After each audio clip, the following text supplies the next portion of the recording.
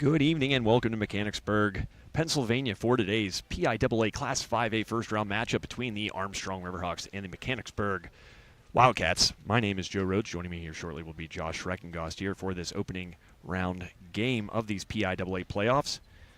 We're going to pause briefly here as it looks like the teams have just met at home plate, and the teams will be taking the field here shortly. I don't know if they're going to do a national anthem or not. It's always a kind of a case-by-case basis, but I want to say thank you guys again for joining us. This will be the third straight year that High Top Sports Network's had the fortunate distinction of getting to travel with these Riverhawks for the state playoffs. 2 years ago, very much the same as this one. We followed the Riverhawks to Exeter Township and to Bedford, a game infamously known as the rain game, where we got poured on. And they went and eventually lost in the state championship game last year. The case the same, but got some home field cooking. At least a lot of their games were in western Pennsylvania. This one obviously 3.5 hours away from the friendly confines of Armstrong Junior High School. So this is going to be a little bit like 2 years ago. Armstrong will have to travel if they are fortunate enough to win today. They will have to probably travel back out this way next round again, being that both of the teams in that side of the bracket are teams of this side of the state.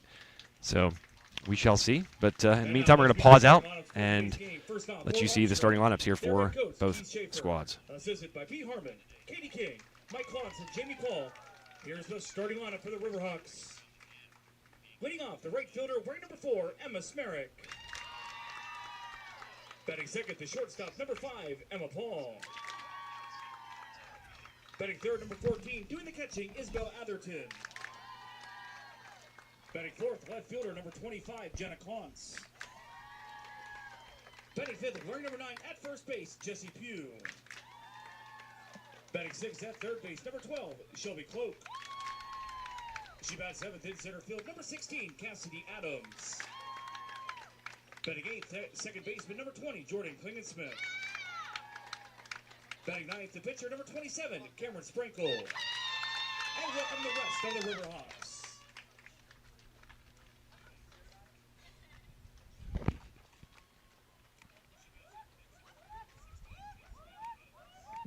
And now here's the starting lineup for Mechanicsburg.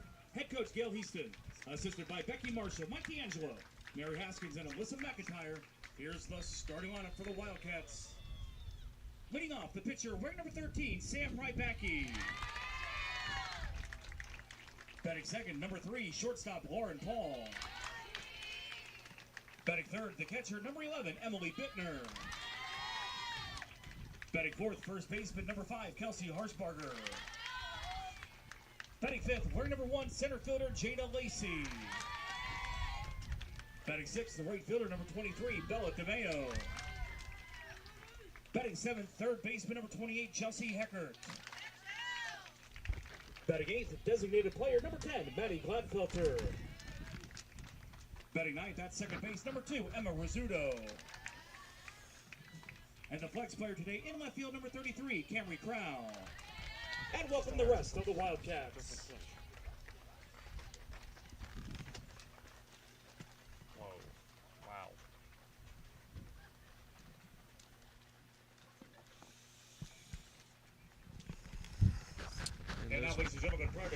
Those were your starting lineups here. We're going to again pause out for the national anthem.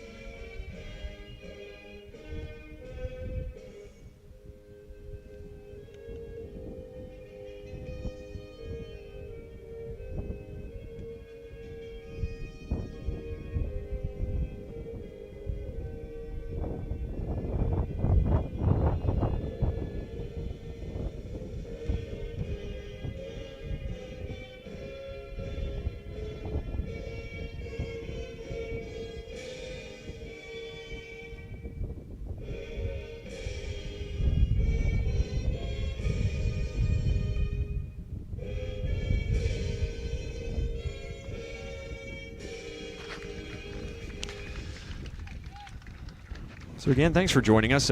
Waiting for Josh to get here. We kind of trying to do something nice here. As you can notice, we got some extra cameras today, so just trying to make sure you guys get the best experience possible. And as a result, Josh running around here like a crazy guy. So he'll be back here shortly. I'm giving him a thumbs up, telling him we're good. As he doesn't understand what a thumbs up is. But I digress.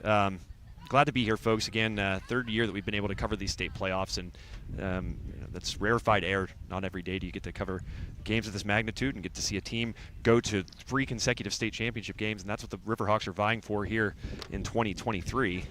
I think Josh is back. Josh, are you with us? Hello. Wow. I said, you're running around here like a crazy man. I was giving you a thumbs up. Apparently, you forgot what that means. Well, I actually thought it was zoom out. So I was like, I couldn't tell for the thumbs up until I caught the right angle of your hand, saw the thumbs up, came sprinting back. I'm going to get a little Gatorade in me. Yeah, but the score is not 10-10. I'm going to remind the folks. And Josh, you're going to switch me places here? Yeah, for sure. It's on, if you go to High Top Sports Network on YouTube, it's right on there. High Top Sports Network.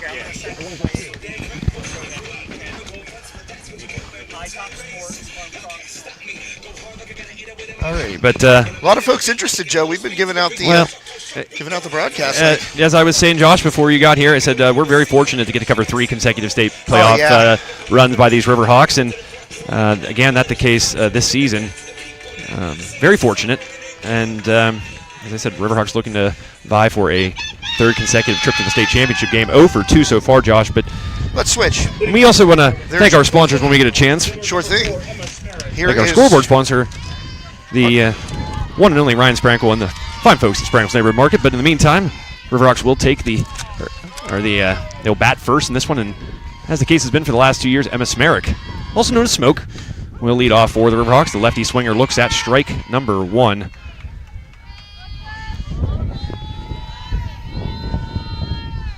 Yes, thank you to Ryan Sprankle, our scoreboard sponsor, and our first inning sponsor today, Dr. Deborah Snyder.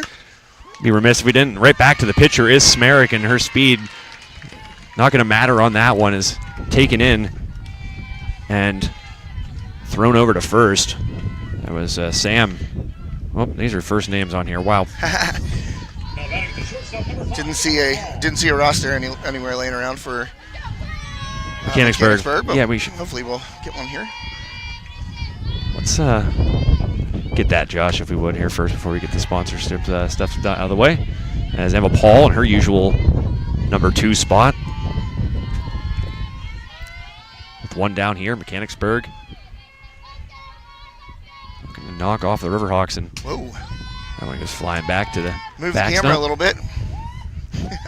Right off the rip. We've seen it before. Oh, we have. We almost lost the camera that way, but down at Mars.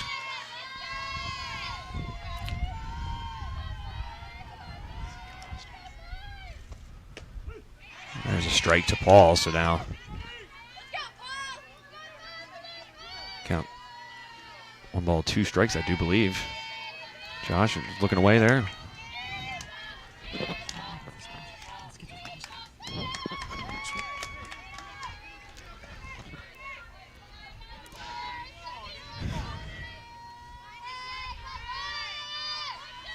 Emma Paul, a great season. Ooh. And the swinging and missing on that one. So I guess I was wrong on that count, Josh. That'll run the count full now after Paul swings through that one. So a 3-2 count. 1 down here in the top of the first inning. And Paul will take the walk. Good eye there by Paul. Watch that one the whole way in. But choosing to lay off in the right choice. And she'll trot down to first base with a 1-out walk. Bring up the senior, the Gannon-bound product, Bella Atherton. Really the only difference from last year's team to this year is Atherton sliding up to that 3 spot for the departed Mackenzie Agley, who was hitting in that place this time last year and the year prior. But Atherton stepping in there and stepping in well, Josh, for the departed Agley, who's playing college softball at Carlo, multiple-time All-Stater. Yep, All-Stater indeed. That one high and out of the zone, and Paul's going to break for second base, and Smart. got the first baseman looking. She was kind of bringing her glove backwards to try and tag Paul. And Paul was already on her way down to second base. A nifty play there by the Armstrong shortstop. So now she's in scoring position with one down here.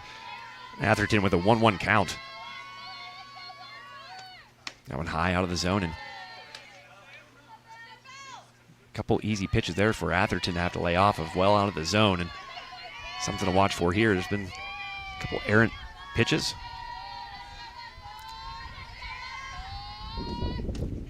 That one catching the bottom, and there's Paul stealing third base.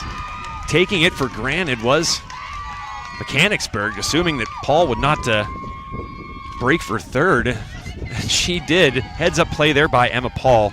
You know, we talk about her talent all the time, whether it's in the basketball court, Josh, or the softball field, but her smarts also kind of an underrated part of her game. As Atherton kind of gets jammed on that one, throw onto first, but it's not going to matter as Paul's able to cross home plate and give the Riverhawks their first run of the game, and give that all the credit to Emma Paul there. Of course, got to give credit to Atherton for putting bat on ball, but Emma Paul stealing two bags there, and both just kind of catching these Wildcats napping, Josh. Yeah, but hey, that's a good thing for Armstrong in that WPIAA championship game. Took them a while to get their first run, Joe, against Trinity. Rybacki's pitch there in there to Clance for a ball. Rybacki kind of having some control issues here early on, but that one, no such problem. She gets another Gannon product in the form of Jenna Clance, this swing and miss. Count now even, 1-1. One down, one across for the Riverhawks here in this first round matchup, PIAA Class 5A playoffs here in Mechanicsburg, PA. Oh, that was right back at the camera. Yeah, I can reach it, so let's... hey, it's still working. Yeah, it's still working, but we got a little more fence in there than we'd like, I think. How's that? Any better? I can't really see. One thing people take for granted is the fact that computer screens are really hard to see in the sunlight. Yeah. That one's well out of the zone by Rybacki again. I think I got it there. Just a sophomore is the Wildcats pitcher on the mound today. Saw that she, 6 hours ago, was named by the Sentinel newspaper out this way, one of their all-stars. Wow. And a slow pitch there as Clance just kind of smiles and walk back to her dugout. But the Riverhawks do strike thanks to the base running skill of Emma Paul and the RBI ground out by Bella Atherton. And that's how the Riverhawks take a 1-0 lead as the Wildcats will get their first cracks, Josh, here in this first inning.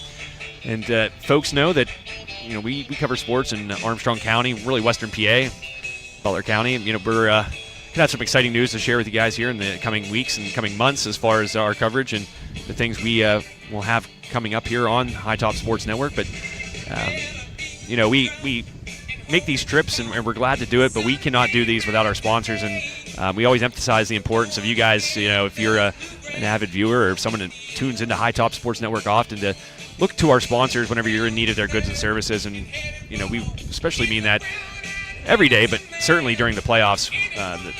You got to start paying for these games. They're a little bit pricey, and we want to make sure that the folks that are 3.5 hours away that are back where we call home are able to see this game. And Josh, we have some terrific premier sponsors.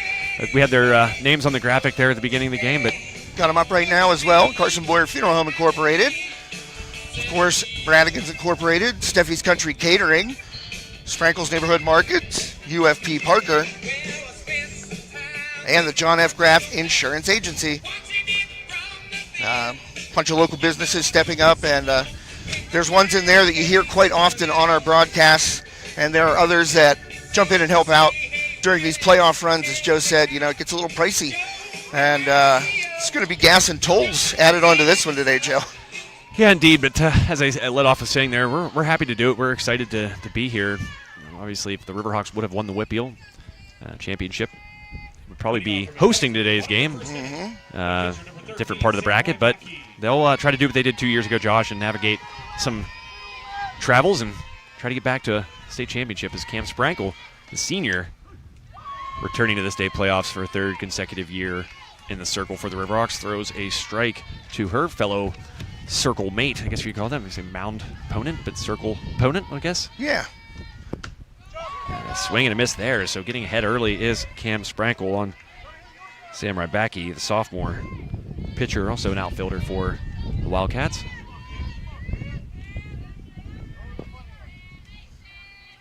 Chemistry between Sprankle and Atherton, obvious. These two have thrown a lot of pitches back and forth, this battery intact, of course, throughout this nice run the Riverhawks have been on.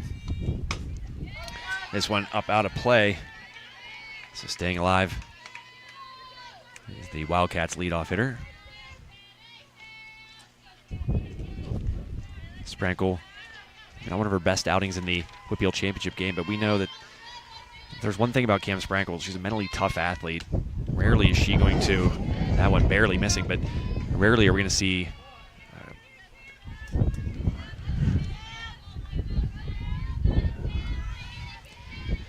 her down too long, Josh. This one, again, just getting a little bit of bat on it, out of play. It's not the red ad, banner ad, it's the ones we used last year, if you remember. Sprankle and Rybacki battling here early on. 6 pitches, that'll be the 7th. That one's going to get to the second baseman. Throw on to first. Not in, or is in time, but the throw off the mark. Klingensmith throwing over to Pugh. The throw brings her off the bag, and as a result, that long at bat. And Coach Keith Schaefer wants a word with the gentleman in blue. An explanation, perhaps. Let's talk about just a tough outcome there if you're the Riverhawks. Sprankle throwing strikes, getting ahead in the count.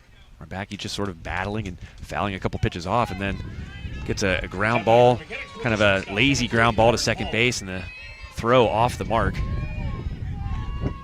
That'll bring Paul to the plate for the Wildcats. Throw on to first. That one just died in the dirt here in the batter's box. Going to make the comment, Josh, that both teams have a player named Paul batting second on their rosters here today. Yes, indeed. Double Pauls. Yep, both proving useful in their first at-bats. Emma Paul, of course, reaching base, coming around to score after 2 steals. And this particular Paul, the Lauren variety, able to sacrifice bunt her pitcher down to second base. That'll bring up now Emily Bittner, the junior. I believe that's... Yep. So Bittner will try to knock in her battery mate. We talked about the chemistry between Sprankle and Atherton. Junior's going to try to knock in the sophomore. Just a bit outside as Blue signals to Sprankle.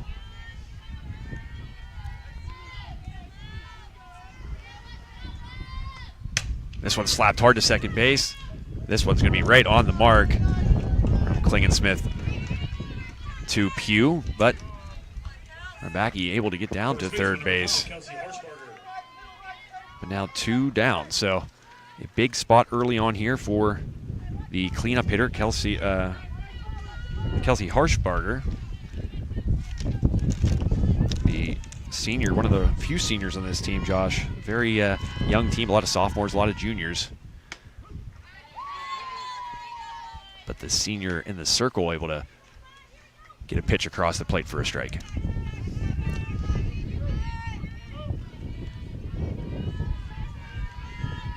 Two down, runner at third base. Riverhawks with 1 across in the top half. Wildcats looking to match it here in the bottom of the first.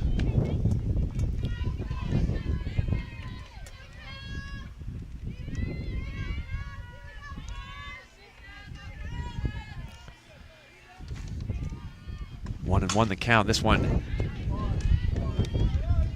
just kind of throwing the bat at it was Harshbarger there. Count now 1 ball, 2 strikes. So Sprankle in the driver's seat here. Let's see what she decides to do. Maybe take something off or keep in mind Atherton is calling the pitches here. One of those rare opportunities, or one of the rare situations rather, where the catcher will dictate the pitches. And that's just the trust again that these two have created between each other, Sprankle and Atherton. 2-2 the count. Sprankle. That one brought in by Pugh for out number 3. So runner left stranded. Riverhawks maintain the 1-0 lead here as we played one full in Mechanicsburg, Pennsylvania. The beautiful and accommodating Mechanicsburg, Pennsylvania here in this PIAA Class 5A first round matchup between the Armstrong Riverhawks and the Mechanicsburg Wildcats on High Top Sports Network. Again, Riverhawks losing the Whitfield Championship game to Trinity. And as a result, Trinity getting to kind of stay home and not have to deal with the travels that the Riverhawks have had to, or will have to deal with, not only today, but if they do in fact win, they'll have to probably make a trek on Thursday, as well as that will be the date that the quarterfinal round will take place. But we know, as history tells us, the Riverhawks can still navigate those waters, as they did to face Lampeter Stroudsburg 2 years ago. Of course, losing in that one and losing last year. One thing that's eluded the Riverhawks, they won that Whitfield Championship. They've been ranked in this #1 in the state, done everything there is really to do. But the state championship certainly would be the icing on the cake for this program that's been there 2 years in a row.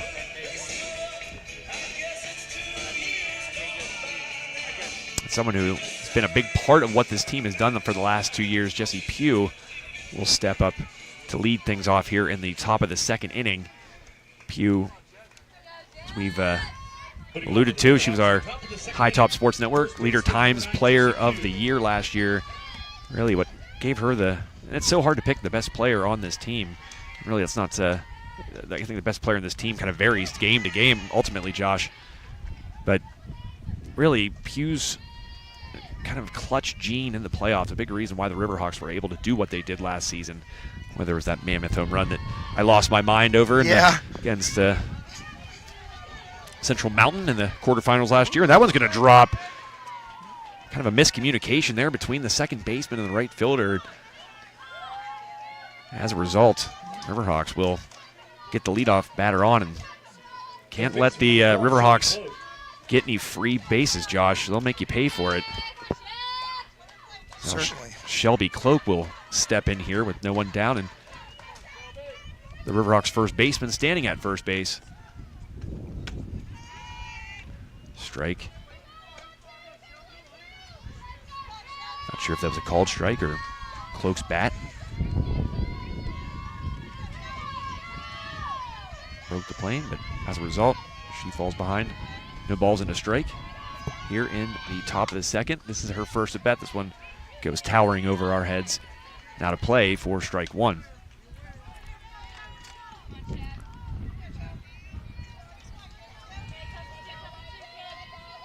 Cloak taking over. We mentioned that Atherton taking over for Egley in the batting order.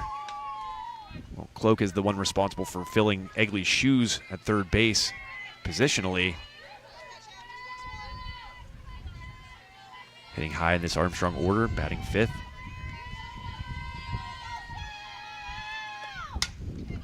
This one identical to the foul ball hit a moment ago. Cloak battling here. This at bat, opportunity for the Riverhawks to maybe jump on these Wildcats, who, as you can imagine, Josh, don't have probably the same kind of state big bright light game background, being so young. Looking quickly at this roster, I see a total of 3 seniors on this team. So again, a very young team, and when you look at the roster breakdown for the Wildcats, looking a lot like the Riverhawks did maybe 2 years ago, as Cloak able to slap that one between the shortstop and third baseman, so she'll reach after a nice long at bat. Center fielder number 16, Cassidy Adams. So the nifty fielding Cassidy Adams will come up now with 2 runners on.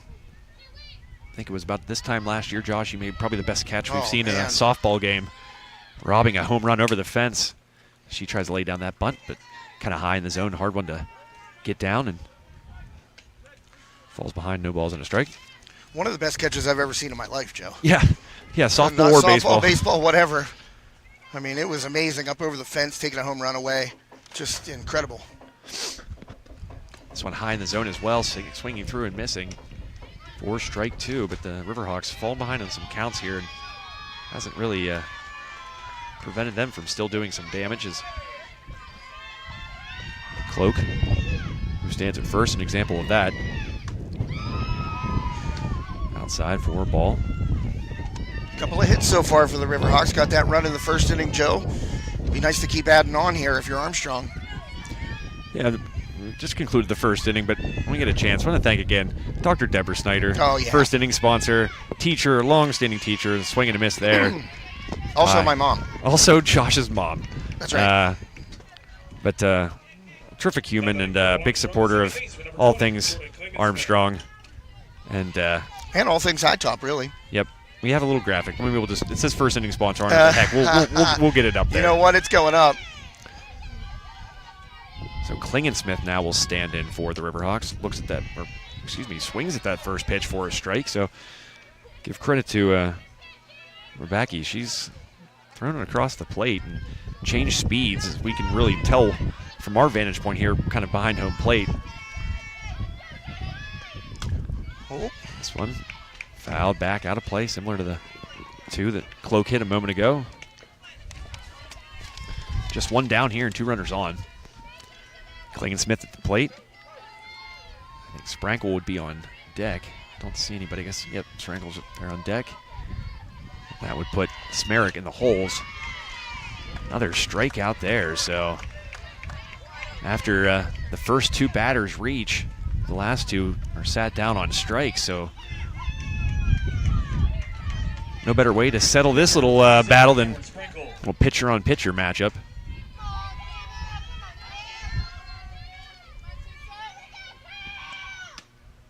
Sprankle looks at that one and wisely holds off for ball 1. That one had some wild spin on it, Joe. You can see the dot, and that's one getting away, working away across the plate to a right-hander. Sprankle, a nice bat in this Armstrong lineup. Point in time, really, through probably almost over half the season last year, that Sprankle was leading in a lot of offensive categories for this very potent Armstrong offense, whether it be average and hits.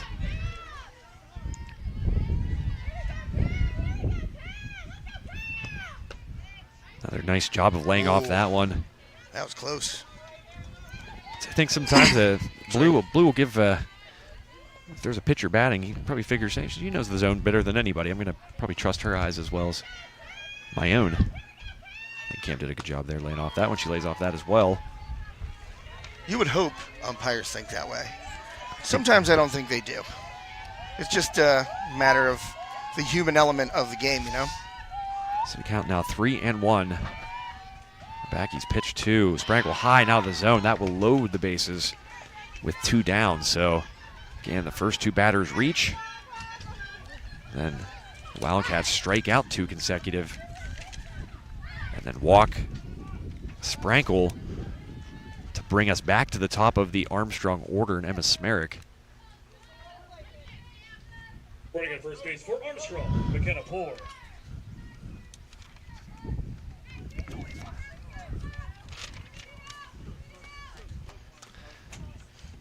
So pinch runner will, I believe, is that what they're saying? Yeah. Yeah, McKenna Poor will run for Sprankle at first.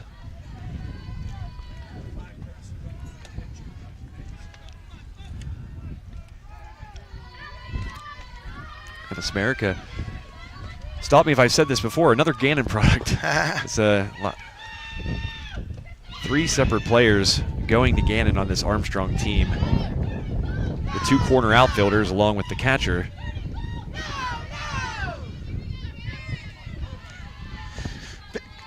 Big spot right here for Smoke. Find the green right now, could score a few. Holds off on that one, called a strike.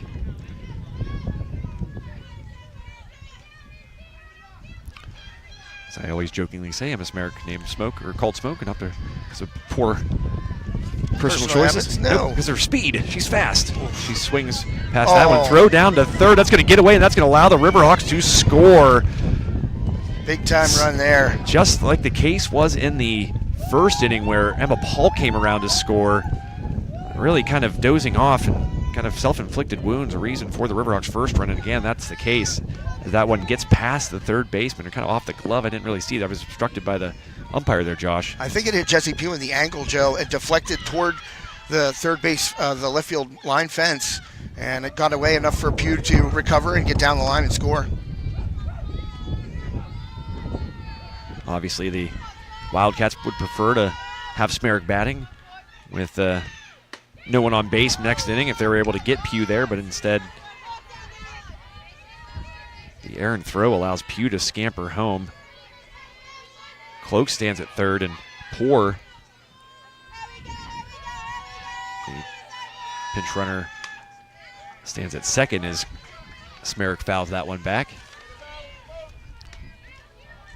I believe I heard Pete Harmon say, way to battle smoke.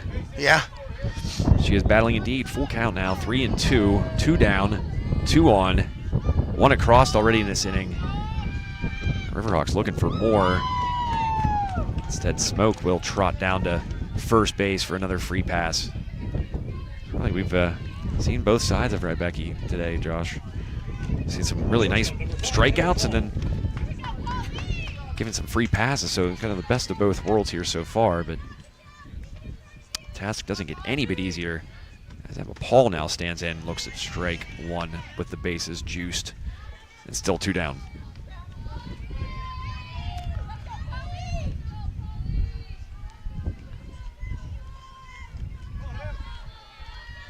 Paul, not just a terrific softball player, but she's hit by a pitch. Where's that one? Wow.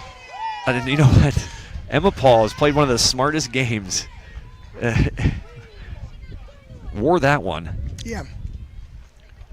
Now the Mechanicsburg side wants an explanation. But stealing 2 bags because really the kind of the dozing off, for lack of a better term, Josh, of Mechanicsburg. Right there, just kind of wearing one. It's a guaranteed run across with the bases loaded, so the smart thing done, even though we've seen Paul, with one swing of the bat, be able to bring in a lot more than just 1 run. Said she likes to take that run when she can get it. Now, as a result, the Riverhawks lead 3-0.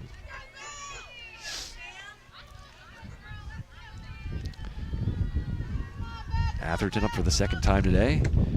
0 for 1 thus far.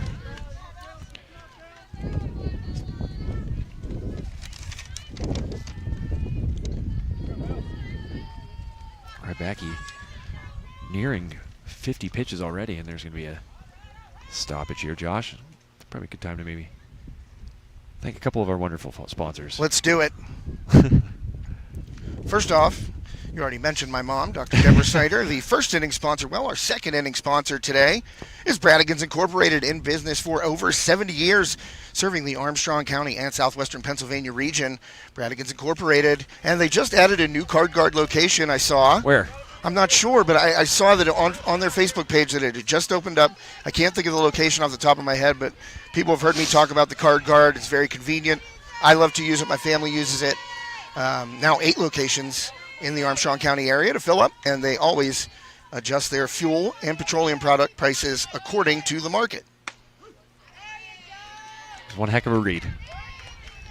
You just destroyed that read. Oh, thanks, man. But I want to thank Andy, guy. Oh, I love Andy.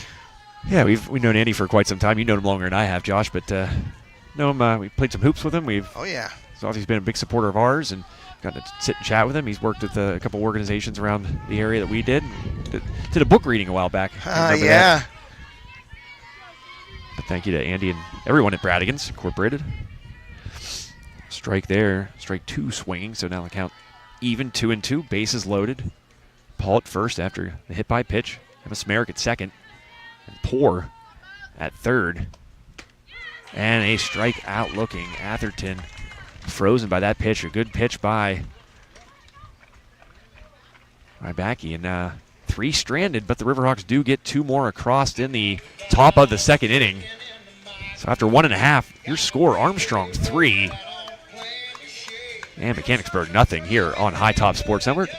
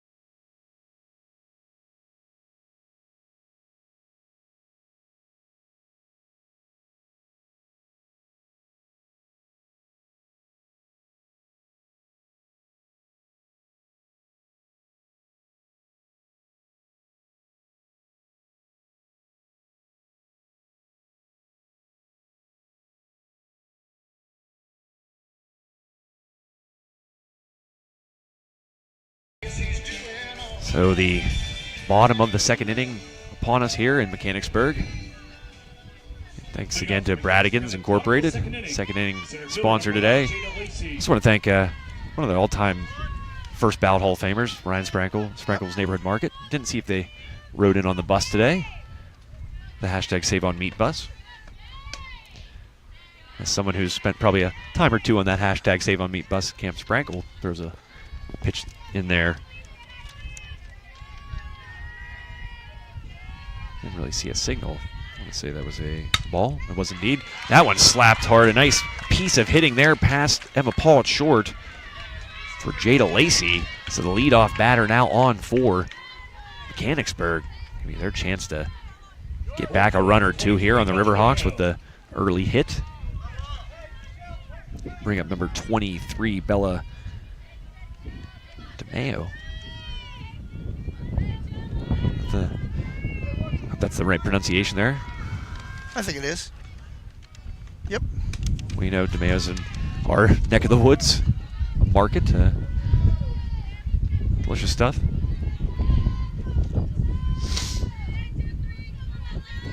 So leadoff runner, or leadoff batter, Jada Lacey standing at first base after that single. There's another single to the opposite side, very similar. And that's going to allow Lacey to round second, but a bullet throw off the glove, and that's going to let the run score. Cloak unable to corral it, and Lacey kept on running. Nice piece of hitting once again, by the Wildcats, this time from Bella DeMayo, the junior. That one just unable to be brought in by Cloak. It's a tough throw, and I can't really blame her. That one's on the mark. Definitely is going to get Lacey out at third, but the risk-reward factor certainly.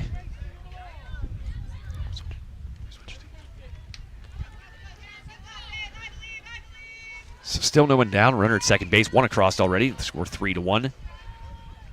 Armstrong, but the Wildcats of Mechanicsburg threatening here.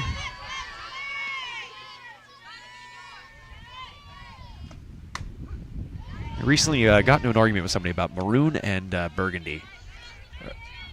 Aren't they pretty much the same? Yeah, I think so. But I think if I'm going to say this is like maroon. Yeah. Or burgundy. I see. I think it is maroon. We're splitting hairs, No, my brother Jake played college football for the University of Chicago Maroons, and that's very similar to the color that they wore, so I would trust it. That one fouled away by Chelsea Heckert. Another one of the many sophomores on this team, a catcher infielder for Mechanicsburg. Pitch in there by Sprankle outside a bit. Count 1 ball, 2 strikes. Still no one down. RBI hit a moment ago by the young lady standing at second base, Bella DeMayo. Looking for more, and that one's fouled away. Just able to get a piece. I've seen both teams kind of do that, just kind of stay alive and battle. Live to see another pitch and then take advantage of it when they've been given that opportunity, Josh. Yeah.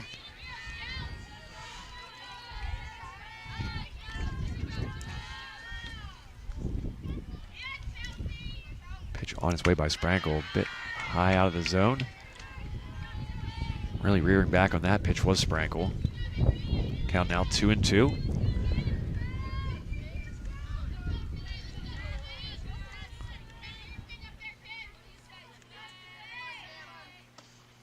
Swing and a miss. Nice off-speed pitch there by Sprankle, fooling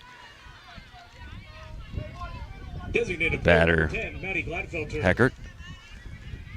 Now, number 10, Maddie Gladfelter. Another, you guessed it, sophomore, Josh, at the plate for Mechanicsburg here. Now with 1 down, 1 across, and a runner at second base. The first pitch across for a ball.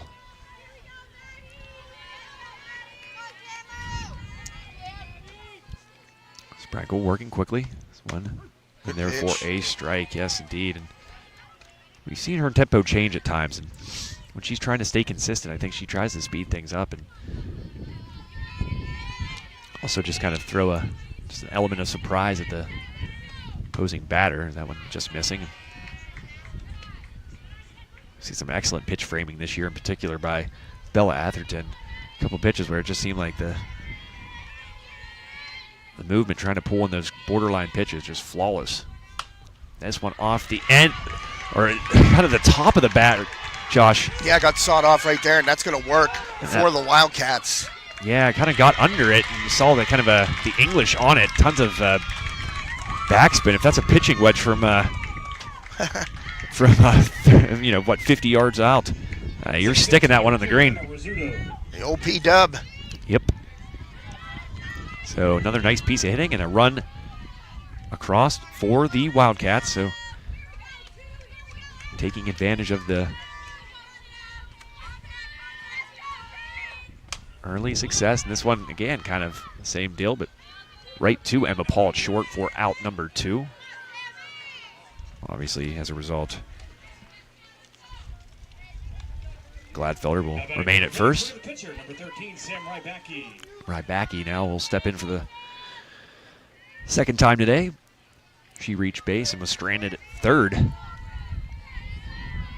to conclude the first.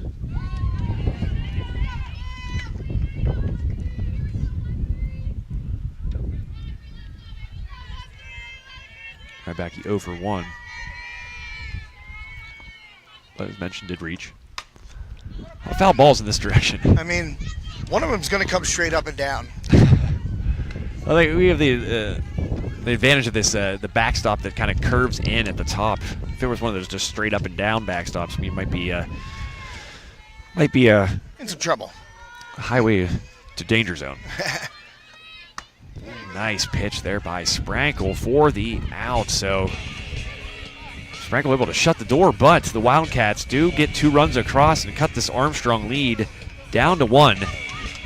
Here at the conclusion of the second inning, the score: Armstrong 3, Mechanicsburg 2 here on High Top Sports Network.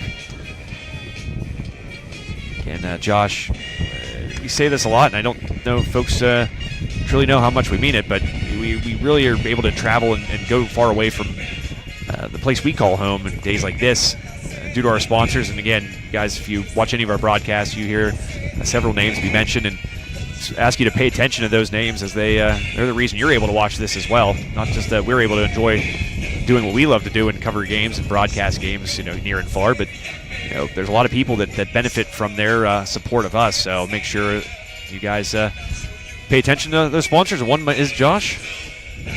Well, our third inning sponsor, as we are headed to the top of the third, UFP Parker LLC, one of the largest employers in Armstrong County, up there in Parker, PA. Prefabricated lumber products, all kinds of career opportunities there. And you know what they like to say is, we don't want you to just come here thinking this is a job. There's opportunities for an advancement.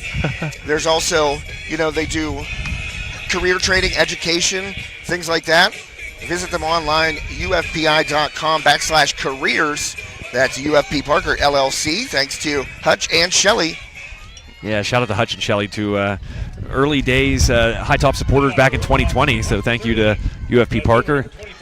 Jenna Klontz will step in, and you heard me giggling there as you were talking about UFP. And I get a message from the one and only Ryan Olson. Oh, yeah? What did he say? The graduate of this very school we were at today, Mechanicsburg. And the connection there, he's the father of Caden Olson, the Armstrong quarterback, and going to Penn this fall. Excellent quarterback, in my opinion, the best quarterback in the state of Pennsylvania this past year, and make a case the year prior. He wanted me to know it is maroon with, let me count here, 5 exclamation points. So, wow. Hey, guy's proud. Emphatic. Klontz just missing that one. Sends it Still going to deep. get back, and that's a nice catch deep. Yeah, man, oh man, just missing that one, as Lacey was able to reel it in on the what amounts to the warning track out there. Yeah. For out number 1. First baseman, number 9, Jesse Pugh. One of the fun side notes, despite Armstrong losing that Whitfield championship, they're not going to take any kind of moral victories out of it, but there was that moment in that game when they decided to walk, intentional walk, Jenna Klontz to face Jesse Pugh, and in typical clutch Jesse Pugh fashion, belted a bomb over the center field fence. So You got to be careful whenever you're trying to strategically put runners on for Armstrong. If you're going to intentionally walk somebody like a Jenna Clonch, you got to remember that the young lady batting right behind her has some serious power too. Hitting one of the most mammoth home runs, Josh. And I think you know which one I'm talking about. Bedford 2 years ago this time. I certainly know it. We joked that ball's still traveling. Definitely in orbit. Yeah, it's up there with those Elon Musk satellites everybody's talking about, Josh. And the Hubble. Yep, that too. The James Webb. Actually, that's not near Earth orbit. I would know that. Out of the zone. And right back, he sort of was missing high early on in the game and then kind of got under control. Started really painting the outside, the inside portions of the plate, but that one reminiscent of that first inning. I want to strike and puke. I think by the look on her face, maybe she knew that was a pitch that she could have probably put in that nice Holmes swimming pool up there. Oh, yeah. There's a swimming pool there. That one's going to bounce in there well in front of home plate. And talk about a great view. If you got that, you live in that house there, probably catch some pretty good games. Got nothing else to do, just sit and watch a softball game. That one's going to be hit hard towards right field, up and bouncing at the base of the fence. Ooh. Pugh's going to round first base. That's going to be enough for her to get into second base, standing up with a double. So, man, oh man, just her swing. Doesn't have to swing hard, but she can give it a ride. And just as the case was with Clonch in the at-bat prior, Josh just missing that one. And the difference between the Riverhawks tacking on 2 runs and getting back the 2 runs they surrendered in the last half inning. Because I'm pretty sure I have allergies. Oh, yeah. Noticed that when we got here. My mom said the pollen count was high. First inning sponsor, Dr. Deborah Snyder, told me the pollen count was incredibly high today. And I think both you and I are feeling it. Yep. At my ripe old age, I'm starting to finally get allergies. Hey, I'll tell you, they've gotten worse as I've gotten older. Oh, thanks. Looking forward to that. It could be worse, I guess. Good hold there by Cloak as the pitch called a ball. 1 down here. Count 2 balls, no strikes to Shelby Cloak, who had that nice base hit past the shortstop, and I believe in the second inning. So batting for a second consecutive inning is the Armstrong third baseman. Ooh. That was going to be roped up the middle. Coach Keith Schaefer will keep his first baseman there at third base and put runners on the corners for his center fielder, Cass Adams. Yeah, you don't want to take a chance there and make the second out at home plate, Joe. Be smart here. Let Adams hit. Try and get Pugh in from third base. Well, that was going to get past the catcher. Pugh's going to book it for home. She slides under the tag and is safe. So another heads-up play by the Riverhawks on the base paths and another run across. And really, Josh, if we're going to talk about how each of these teams have gotten their runs today, I'd say that Mechanicsburg has gotten theirs, based on just hard hit balls, and Riverhawks have just kind of been advantageous in taking advantage of pass balls and kind of just fallen asleep, as the case was there in the first inning, especially when Emma Paul was able to get from second to third. Nobody kind of just expected her to do it, and that's what Emma Paul will do. She'll catch you when you're napping. Yeah, now Pugh has scored twice from third base, once on the throwback from the catcher that hit her. That's true. And now on the wild pitch. So another example of it, yeah. Those are runs that I can probably sense that Mechanicsburg would like back already, but you'll certainly want back at the end of this game if you're on the wrong side of things, and narrowly at that. That one's hit into the crowd. Someone's got a souvenir. Well, I wish they could keep them, but it's the state playoffs. They should let them have them. Yeah, just keep it. PIAA can afford it. A non-profit organization. So, right back, he throws that one missing high. She has a couple times, and that's another throw down to third. See a little bit of hesitation there in the throw by Bittner. Cloak out there kind of smiling when she was playing a little cat and mouse behind the plate there with Mechanicsburg catcher number 11. Emily Bittner. Emily Bittner. Thank you. Cloak. That second, as you mentioned, this one pops straight up. And Bittner backhands that one. Took that one almost down to the ground, Joe. Like, had the hand turned completely backwards. Yeah, that not how you do it. It's just that you do it, and Bittner able to secure the out. Baseman number 20, Jordan Klingensmith. That brings up the new starter at second, who replaced Nicole Benvenuti from a season ago. That's going to get past the glove, and if Cloak was running, she would have scored. Yeah, you got to be off on contact right there, Joe. I agree with you. Yeah, just kind of caught a tough spot, though, because trying not to run into or obstruct the path of the softball to the shortstop, because you get called out automatically on that. And I think that's where she was, what her thinking was possibly. So one across in this inning for the Riverhawks. Runners at the corners and Sprankle. Now looking for the double steal, but cut off wisely there by the second baseman, Armstrong. Seeing if they're going to let that one get down there and possibly then send Cloak home. You know what that was? That was a Steffi's Country Catering stolen base. Oh, man, we haven't got to talk about the man yet. The man, he hooked me up yesterday, slicked me up. Yeah, and you took all of it. I know. Terry, I want you to know, Josh ate all of it. I ate the entire container of pasta salad, Yeah, Terry. I got up today and actually wanted your pasta salad, Terry, for breakfast. And I go, Josh, is there any more of that? And he goes, nope, it's in this bowl. And he proceeds to hand me his already eaten bowl of pasta salad. There were some bites left. Yeah, that's...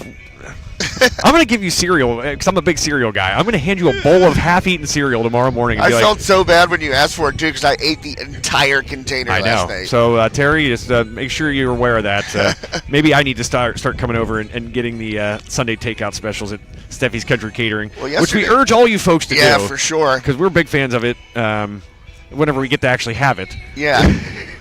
Yesterday, though, there was no Sunday takeout. I was getting some cheese balls. For your aunt, yes. For my aunt, and she was very appreciative.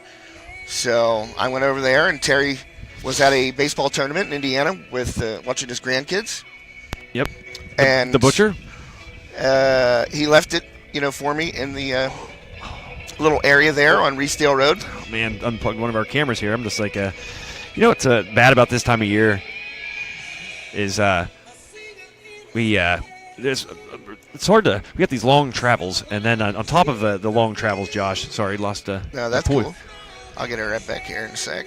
I was trying to get we brought a cooler with us wisely because we end up consuming a lot when you talk this much. Yeah. Some might wish we didn't talk as much. I'm sure a lot of people do. A lot, yes. But point being here, I'm going to plug this into us for you there. Sweet. Leading off from Mechanicsburg at the bottom of the third inning. Shortstop number 4, Lauren Paul. But Lauren Paul, second in the order, sacrifice bunt, her first at bat, one that just died right in the dirt. And we're back. We're good. In the batter's box. Look at you. You're just a magician of sorts. Just a pasta-eating magician. Oh, man. I definitely housed a lot of pasta. Yeah, I had zero.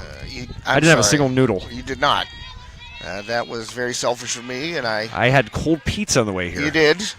I was real cold, real old pizza. I can't help it, man. Terry's pasta salad is like. Terry, I'll see you next time we get our Sunday takeouts. Just know that. But, it's tough. It's tough to put down. I'm going to eat it all on the way back. Back to the high top offices, as the case was. I wish I would have saved some for the ride home.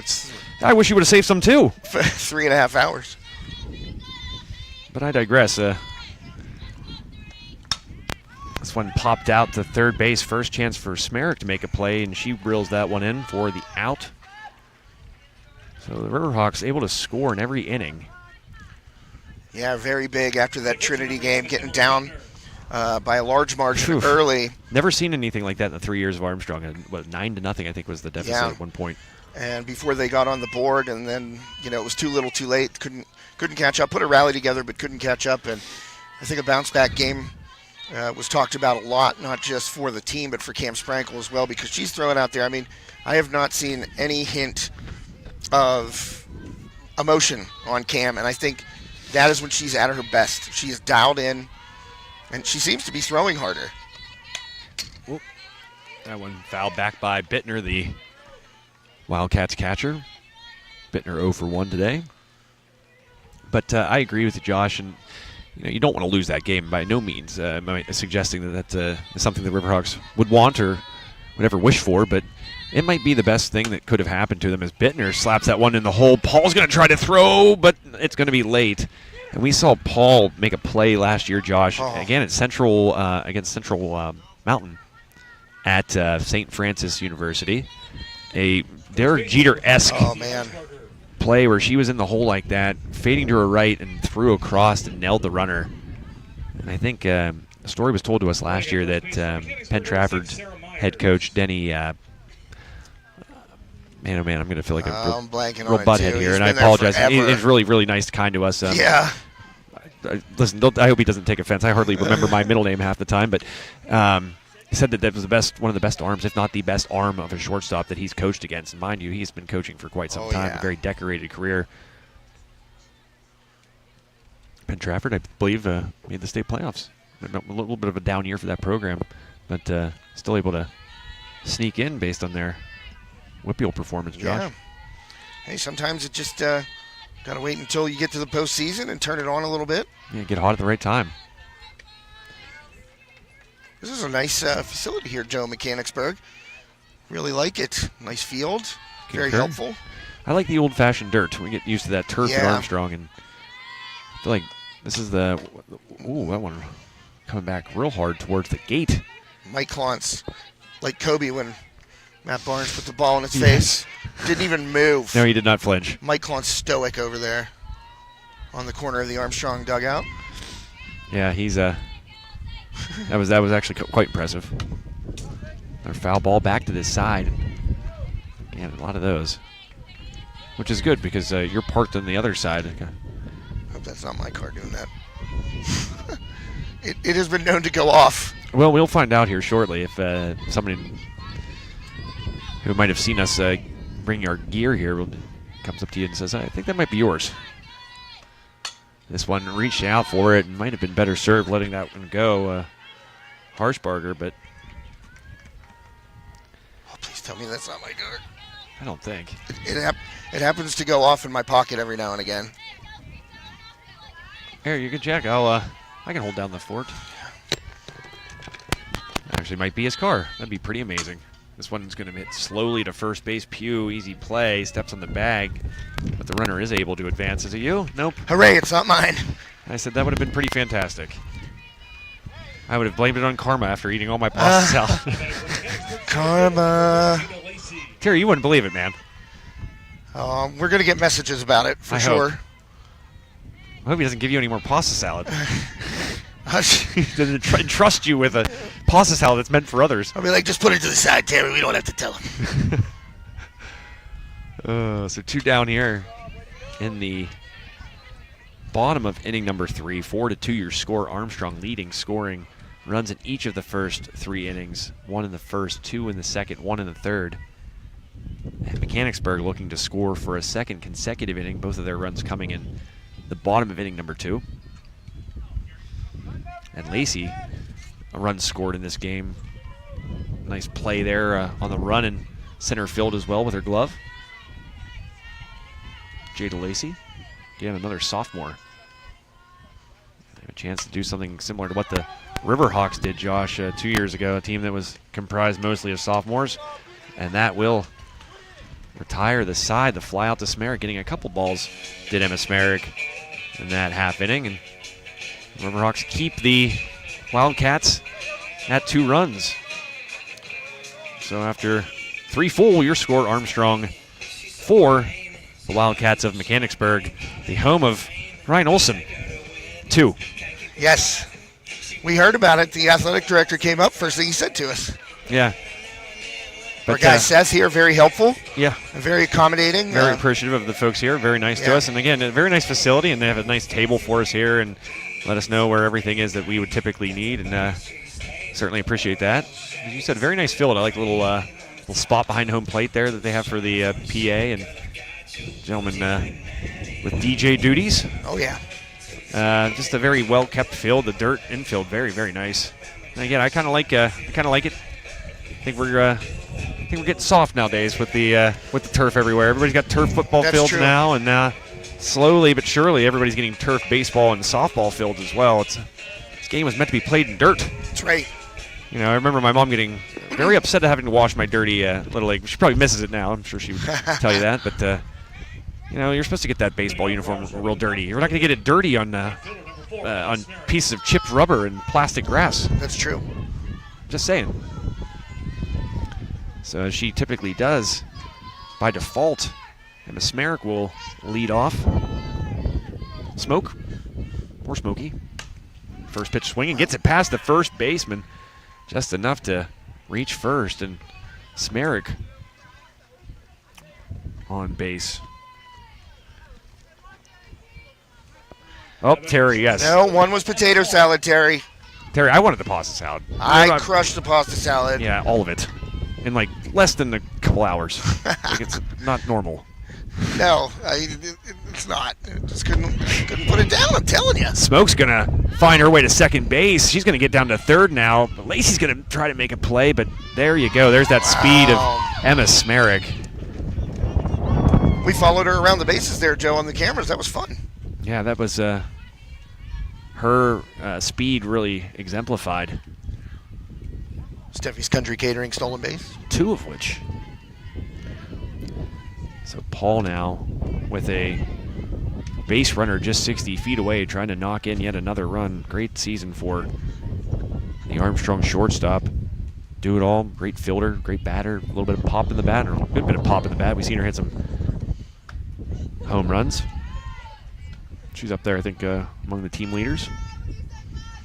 Certainly, it was her and Clance pretty much all year. Jessie Pewitt got banged up in that Freeport game. It kind of took her a little while to get back to her regular form, and then she's obviously been, you know, once we get to the warm weather, Jessie Pewitt just starts lighting it up. Emma Paul doing what she does best, coming up big and driving home Emma Smerick, who, again, you look at that play, she's still second, the errant throw into center field, and that puts Smerick just 60 feet away. 5-2 now, Joe. Yep, 5-2. So again, Armstrong kind of being aided in some of these runs. Again, you got to take advantage of the opportunities you're given. But that one nearly. Paul's going to continue to run, and this time instead of risking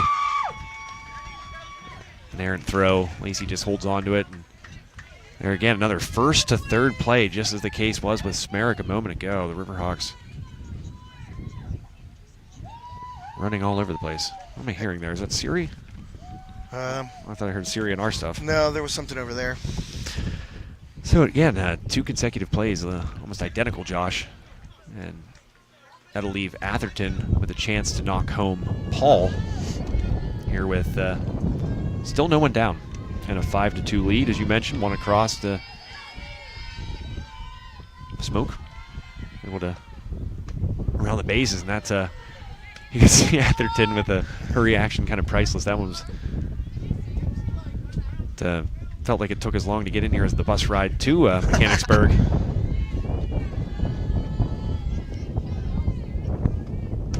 Low in the zone. You talk about players. We talked about Sprankle maybe getting the benefit of the doubt, kind of knowing the zone as well as any batter.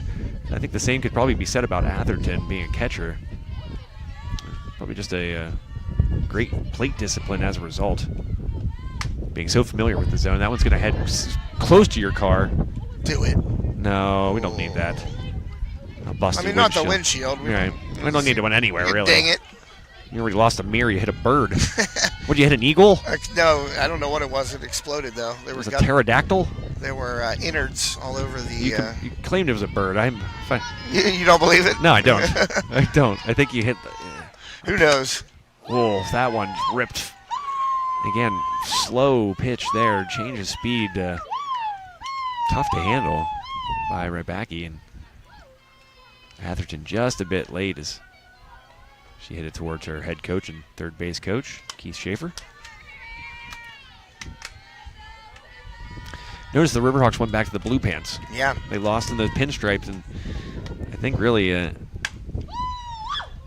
one of their biggest wins in program history coming with the Blue Pants. Mm-hmm. I think that's probably a move done on purpose. I would say so. Baseball and softball players extremely superstitious. My question is then, why did you wear the pinstripe pants in the Whitfield game then? I don't know. Can't answer that. Wasn't there. And again, Atherton able to wait just enough to keep it close and keep it within the fencing, but still foul. Well, she's hit 3 in a row right between Coach Schaefer and the umpire down there on the third baseline. Yeah, if I'm Coach Schaefer, I'm look alive here on this till this bat's over. This one's going to be hit. That might be trouble. There's Sawed another. off, yeah. There's a sand wedge right there, Josh. We talked about the pitching wedge earlier. That one just dropping it in there in kind of no man's land, kind of a Bermuda Triangle of sorts between the center fielder, left fielder, and shortstop. And the RBI single will go to Bella Atherton, who, again, has acquitted herself nicely in that third spot, taking over for big shoes in Mackenzie Egley, and she's done it quite well. Because really the entire lineup, for the most part, around her, at least 1 through 5, has remained the same except for her. Yeah, scoring in every inning so far have the Riverhawks, and now still nobody out here, Joe, in the top of the 4th inning. Bradigans Incorporated 4th inning. Thanks to Bradigans, thanks to Andy. Get a car guard, folks. You'll thank us. We got some information here. The first final of the day is in. The District 11 champion is knocked off. WC Ruston beat Pocono Mountain East. So that would be the winner of this game. Yep, so there you go. That Oh, we yeah. were winner of my Commodores, Principal Armstrong, and we Thank figured you. he was just a big Poconos fan. That's why. Thank you, Mr. Cominos, and thanks to Jack Boylstein for sending that to So early start there. Principal Cominos. Yeah, they must have started a couple hours before us because the game's over, and it wasn't a 10-run. What was the final again? I think it was 14-7 or 12-7. WC Ruston? Yeah. I'm going to plead ignorance and tell you I have no idea where that is. I have no idea where Pocono Mountain East is, but at least I could guess that. WC Ruston could be anywhere. Yep. Another pitch high out of the zone by Rybacki. So the winner of this game will face. WC Ruston. Sounds like a jean company. Sounds like they make jeans. Sounds like a guy who acted in westerns. Yeah. And then later made jeans. Oh. This one's going to be hit to center field, but Lacey able to get there, and that'll send Atherton back to first base. That's Clones twice now, hit the ball to center field. And first one she hit pretty deep, it carried a little bit. That one kind of off the end of the bat, but a couple of good plays out there in center to track those balls down. Hard to tell where the wind's blowing. It kind of changes from time to time, it feels like. But right now, it feels like it's kind of blowing from our left to right, which would mean kind of right out to right field. As Jesse Pugh takes a strike.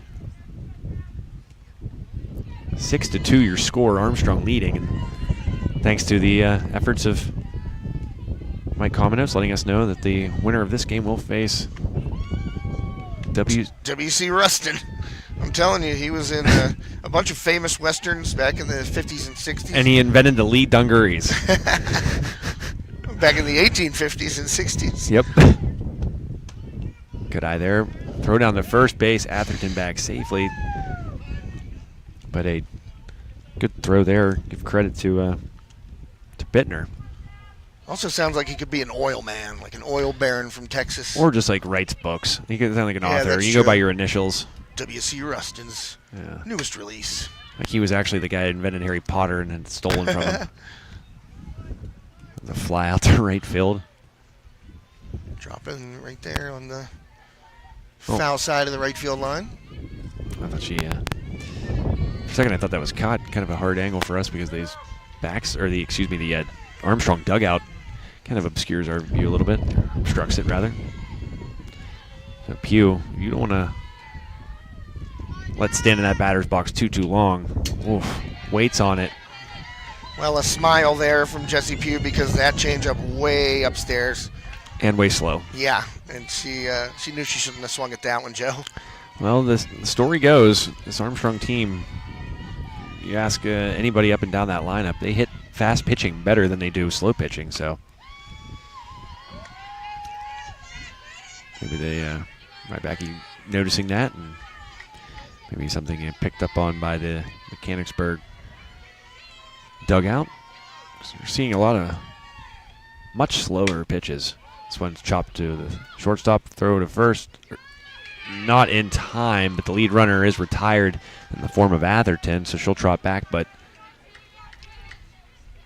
Jessie Pugh able to avoid the double play and give the hot swinging Shelby Cloak a chance to keep up her magic. She's 2 for 2, I want to say. Yeah, she's hit the ball hard today a couple of times. The last one right up the middle. And there again, almost the same place as the first. Jumping on it. Yeah, the first hit of the game by Cloak, very much like that. And then I mentioned the second one up the middle. And that one right there kind of very similar to her first. So the inning continues, 2 down and 2 on. And Cass Adams will stand in for the Riverhawks. That's 100 pitches now for Rybacki. Both runners advance. Yeah, sorry about that, Joe. Skipped that one off of Bittner's shin pad. Yeah, that was a tough one there. And again, you're going to not get you ask any catcher, I'm sure that Isabella Atherton would agree with this, that it's probably a little bit easier to determine the scoops and try to stop some balls when it's bouncing on that field turf that the Riverhawks so often play on, as compared to a batter's box in an area that gets more and more dug up as the game goes on and the bounces and caroms as a result change. So 2 runners in scoring position for Adams. The Riverhawks with 2 across already in this inning, staggering the score. 1 in the first, 2 in the second, 1 in the third, 2 in the fourth, looking to change that pattern if Adams can find a patch of grass, but instead she'll look at the ball and trot down to first base, so base is loaded, and Jordan Klingensmith will step in for the Riverhawks. So 1 lefty batter, I want to say, Josh, in this entire lineup, but of course Smerrick, the leadoff hitter, as if she needs any help getting to first base that much closer. Put her a couple feet closer, why not? Pitch outside to Jordan Klingensmith, the new second baseman this year. Obviously, she got some run last year, scored a big run in that state semifinal against Ben Trafford as a pinch runner.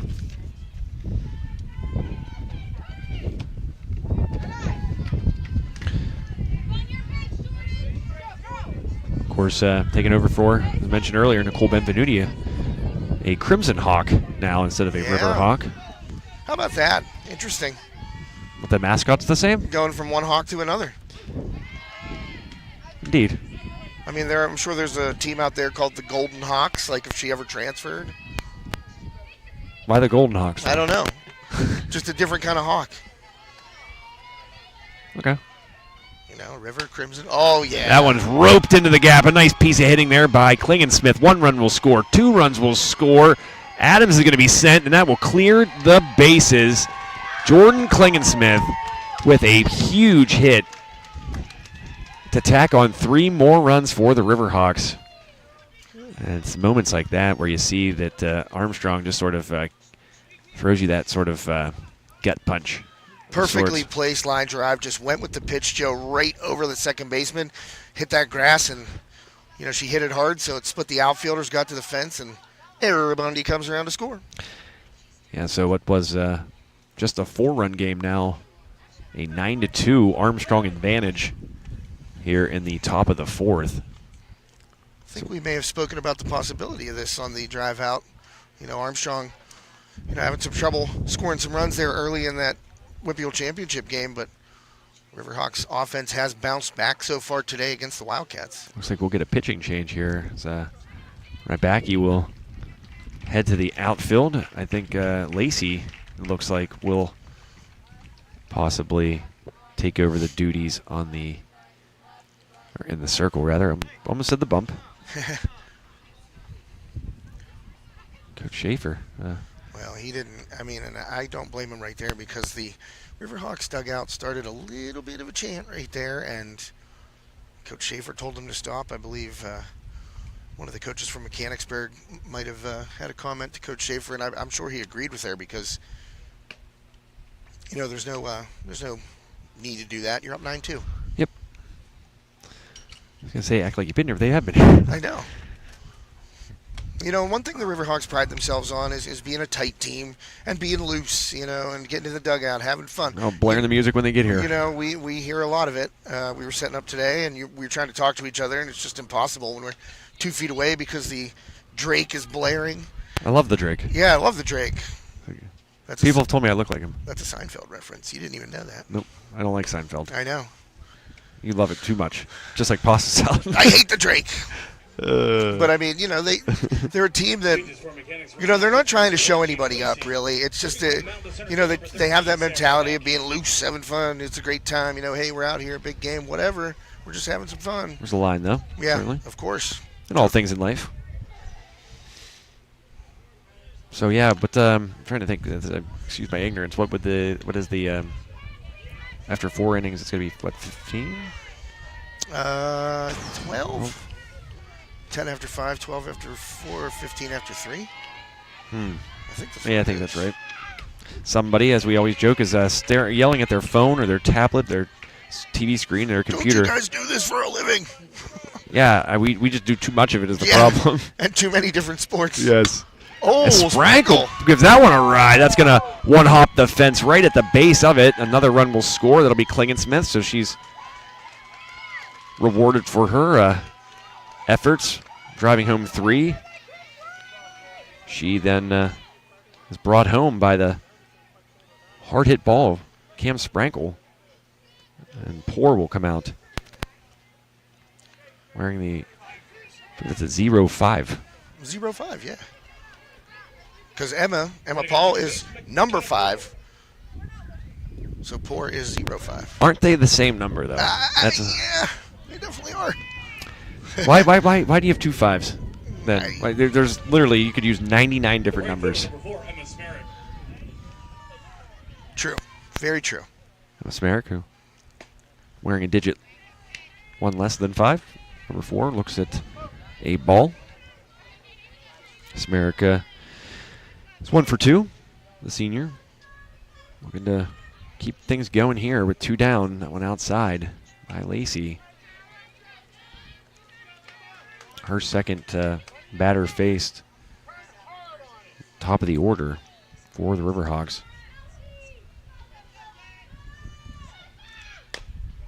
This one chopped just a bit foul. Smerrick, a little bit of a grin there. Because if that one gets past the first base bag, we've seen her, that first to third speed, she can really turn it on if she feels like hitting the jets. Yeah, if she knows she can. Keith Schaefer would want her to run, that's where she really turns it on. Just a bit off the plate. Yeah, that was pretty close. It was.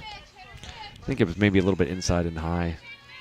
And the result of being both, we got the benefit of the call. It's a strike. Yeah, good pitch there by Lacey, right at the knees. So 3 balls and a strike to Emma Smerrick. Future Golden Knight, not a Golden Hawk. That's true. And ground out to second, retires the side, but the Riverhawks, thanks to a plethora of players, but that certainly Jordan Klingensmith, the bases clearing RBI 3-run double to help Armstrong extend their lead. They are now up 10-2 after the conclusion of the top of the 4th inning here in the lovely Mechanicsburg, Pennsylvania area. Borough, I believe it is. When I saw we came into town, yes. The home of Ryan Olson. That's right. I mentioned this already. And it is maroon. It is maroon. 5 exclamation points. It's like me. Like, I'm a Marion Center guy, You can call it green and yellow. It's green and gold. Joe, I want to thank all of our premier sponsors today. Of course, Carson Boyer Funeral Home Incorporated, UFP Parker, UFP LLC, Steffi's Country Catering, the John F. Graff Insurance Agency, downtown Katanning, Market Street. Thanks to John for jumping in. I reached out to him. He got right back to me and said he thanked us for reaching out. So, John, we appreciate you having an interest in what we do. And shout out to John Graff. And supporting not only High Top Sports Network, but our coverage of these great student athletes who certainly deserve the attention and the coverage for all the hard work they put in.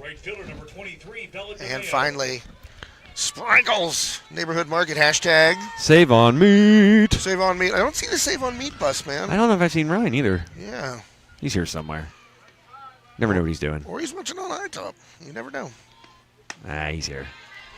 Cam's senior year, he's here. 100%. Whoops, I got to take the thank you sponsors off there. But shout out to one of our High Top guys, Logan Badek, sending me a message. What's Logue have to say? Can't repeat it on the air? Well, could, but probably wouldn't. Some things are better left unsaid, as they say. Sprankle back out in the circle.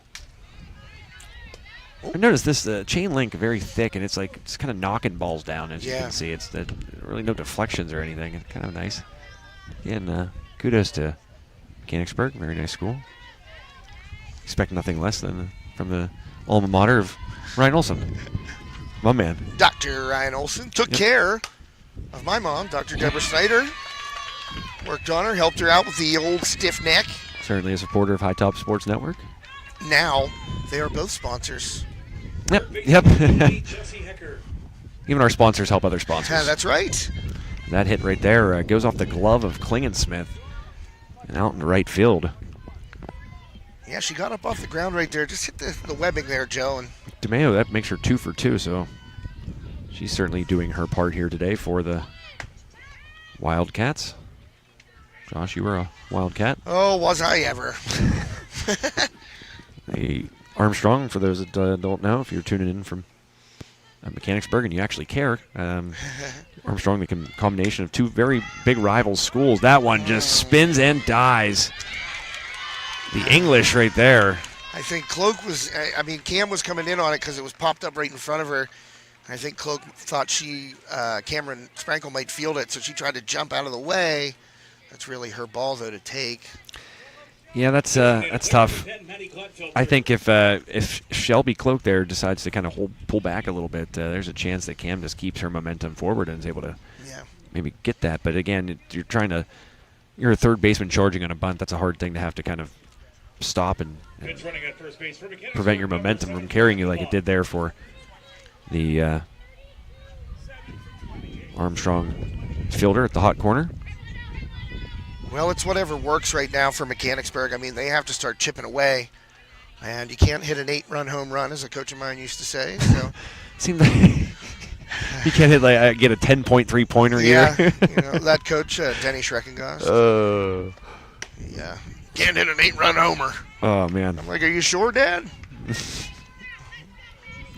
What if there were two guys on each base and there was somebody standing next to me at home,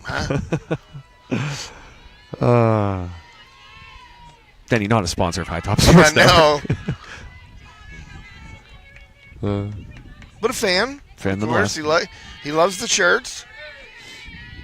Every time he wears it out into public, he takes a picture of himself and then sends it to me from wherever he's at. High heat on that one. Getting a swing and a miss with Sprankle on Gladfelder. Gladfelder 1 for 1 so far today. Whoops.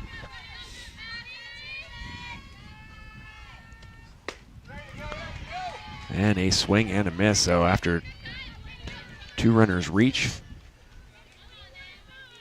Sprankle buckles down and deuces a strikeout here. First out of the fourth inning, bottom half of the fourth inning here in this PIAA Class 5A first round game.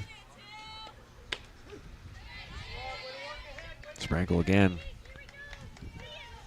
working quickly, and as you hear from her dugout, working ahead.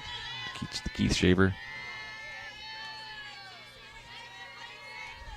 Says to his pitcher. That was a great pitch. It was indeed, and that's a easy play for Pugh at first base in foul territory for the second out. So Center fielder number 13, Sam Rybacki. Rybacki will now step in as the center fielder, her first plate appearance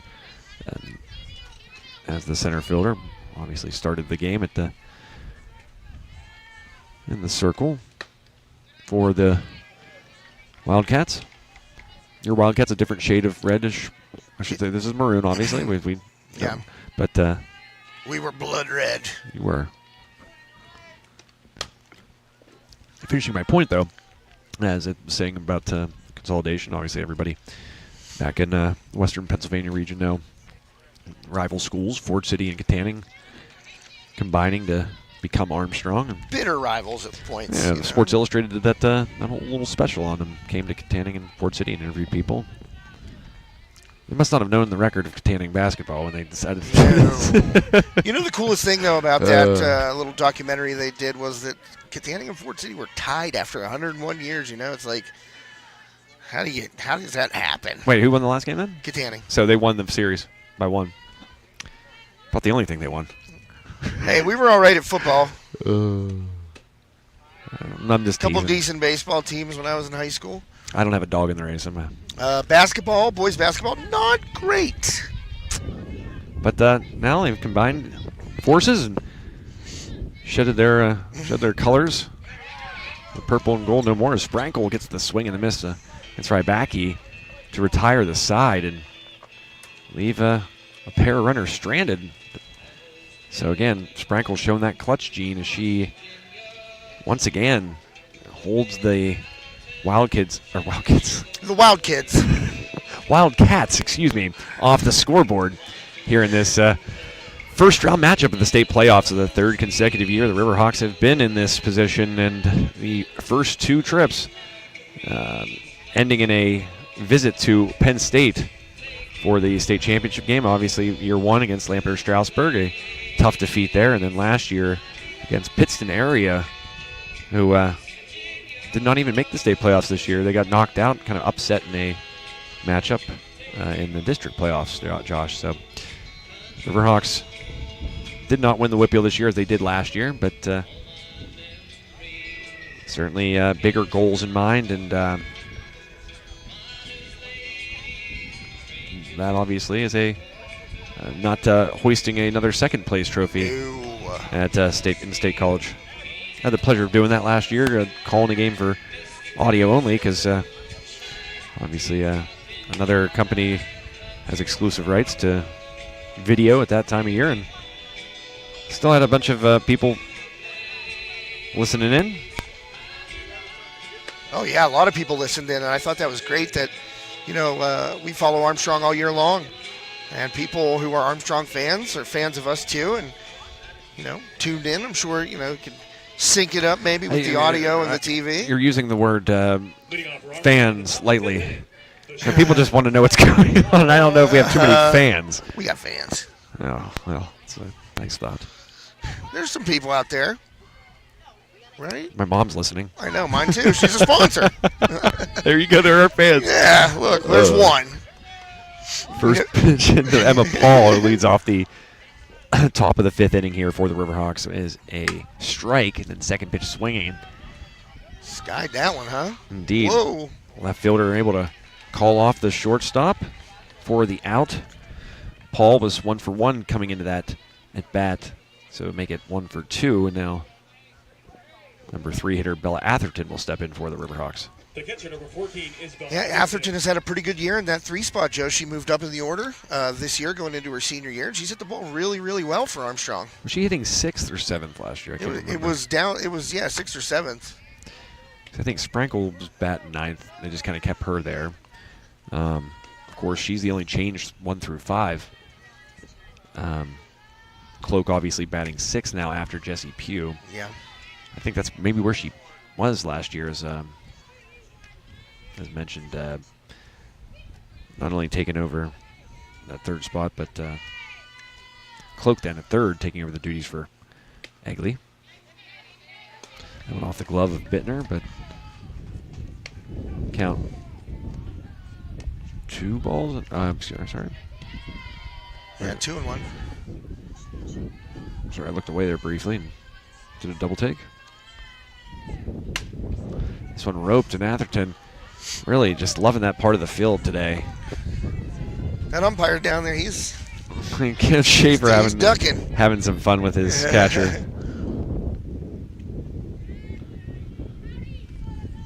The Riverhawks with an 8.8 run, excuse me. Are we playing basketball here? Hockey. That was slow pitch again. And you can tell that's what they're going to try to do with Atherton. And I think you saw a little bit of it with Pugh earlier on as well, trying to throw them that off-speed stuff. But don't be surprised now if Lacey's able to rear back and throw something like that. Fouled back somewhere towards your vehicle, and all good. Safe. The Fiesta lives to fight another day. I like what I've seen out of Lacey since coming in. Obviously, she swapped places in center field. But really showing a nice mix of pitches and really able to get something behind it as well. And that one, nothing taken off there by Lacey. Still Atherton out in front of it. Josh fouling it well out of play on that I guess left field area, foul territory. But kind of held the Riverhawks in check for the most part. Coach Schaefer had it's one of the most sincere head shakes I've ever seen. He should take a glove out there, honestly. Yeah. Save the left fielder some running.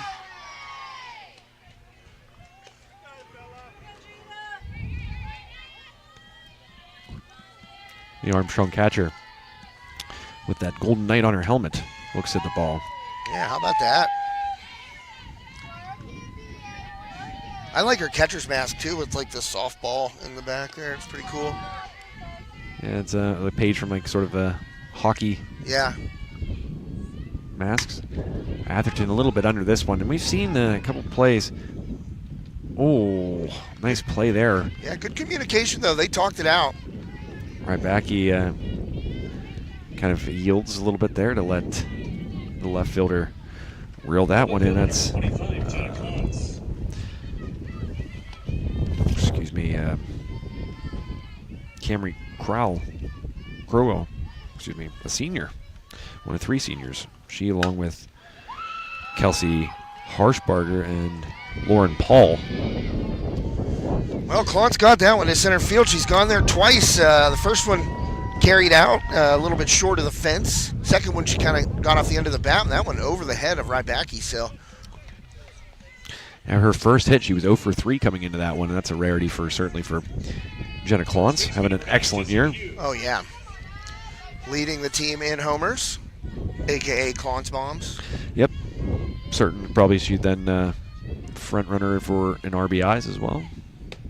Yeah, she's up there. I believe she's leading it. It's been her and Emma Paul really the whole year, going back and forth with the home runs and the RBIs. Which is unusual because if you look at the last couple years, I mean, last year early on, I mean, the first half of the season, they had just a bevy of hitters that were 420 or better. And so this year, maybe not as crazy numbers, but you still know the players that are on that roster that could do anything at any time.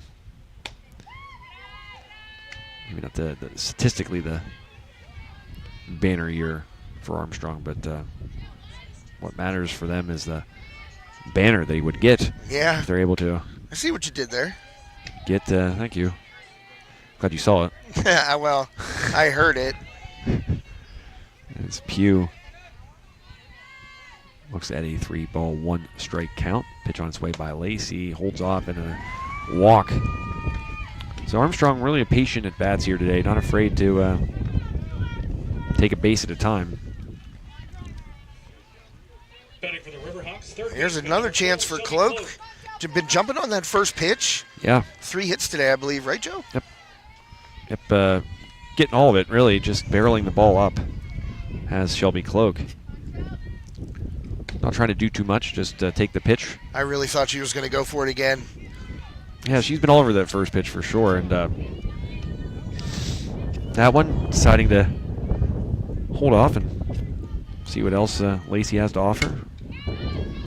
Skied towards second base. Camping under it is Emma Rizzuto for the out. So the Riverhawks. First inning they haven't scored. Yep, the first inning they have not scored.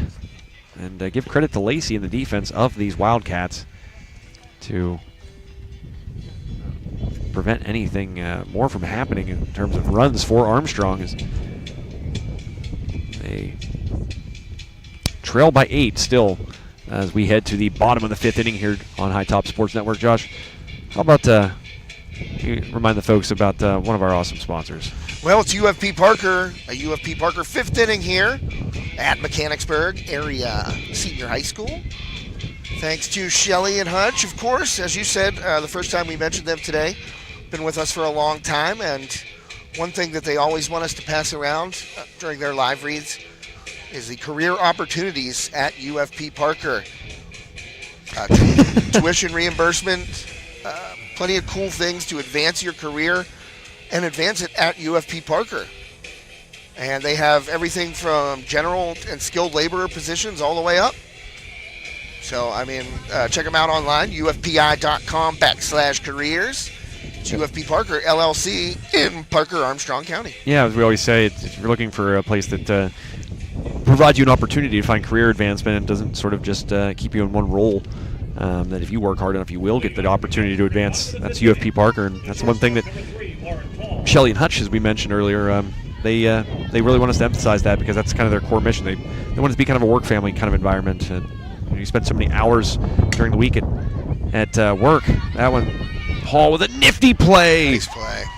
That one just sort of dying. Paul charging it perfectly, getting the ball out of her glove quickly and firing onto first for the out. So Emma Paul showing off yet another facet of her game. I'll tell you what, and off this dirt, like you said before, Joe, that ball's not bouncing up.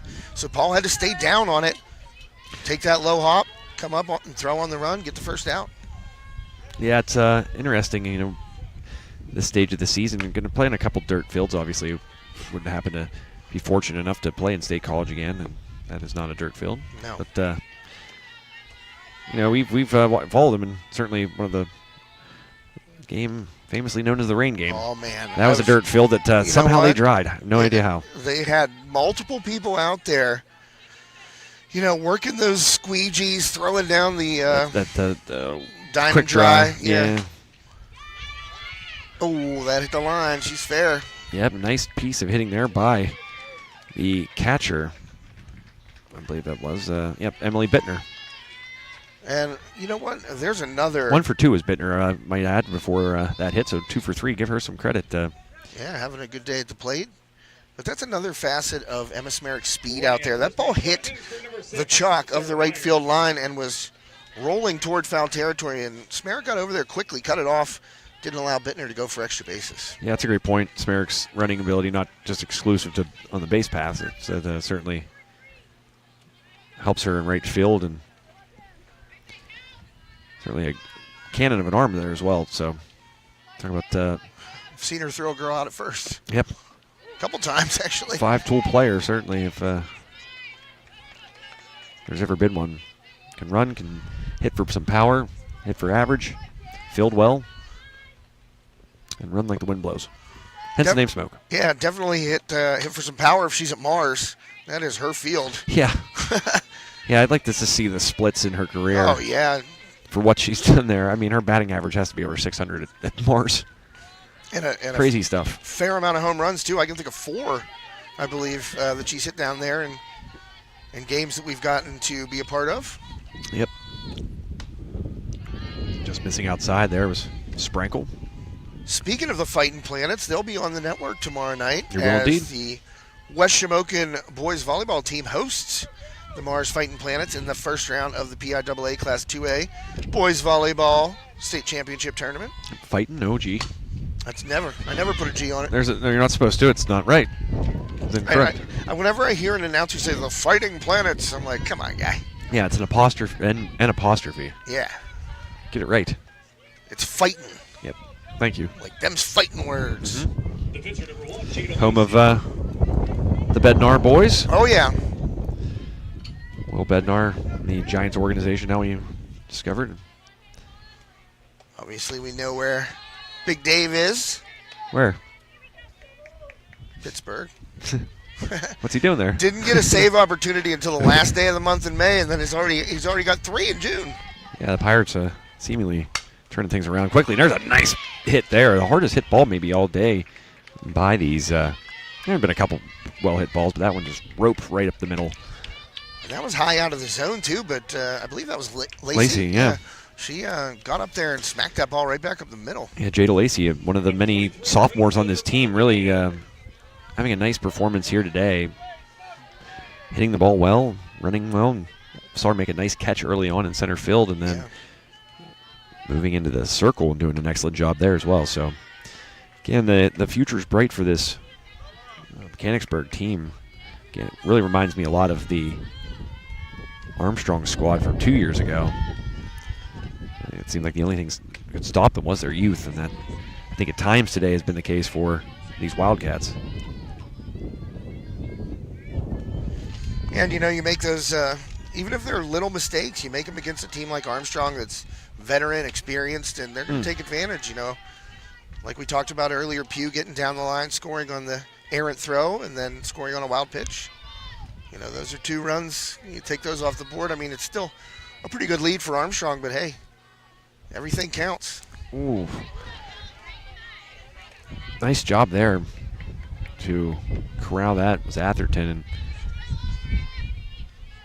DeMayo's had a really nice day for these Wildcats. 2 for 2, looking to add on. 2 runners on, but that one out of the zone. Run the count full. 3 and 2. Bella DeMayo,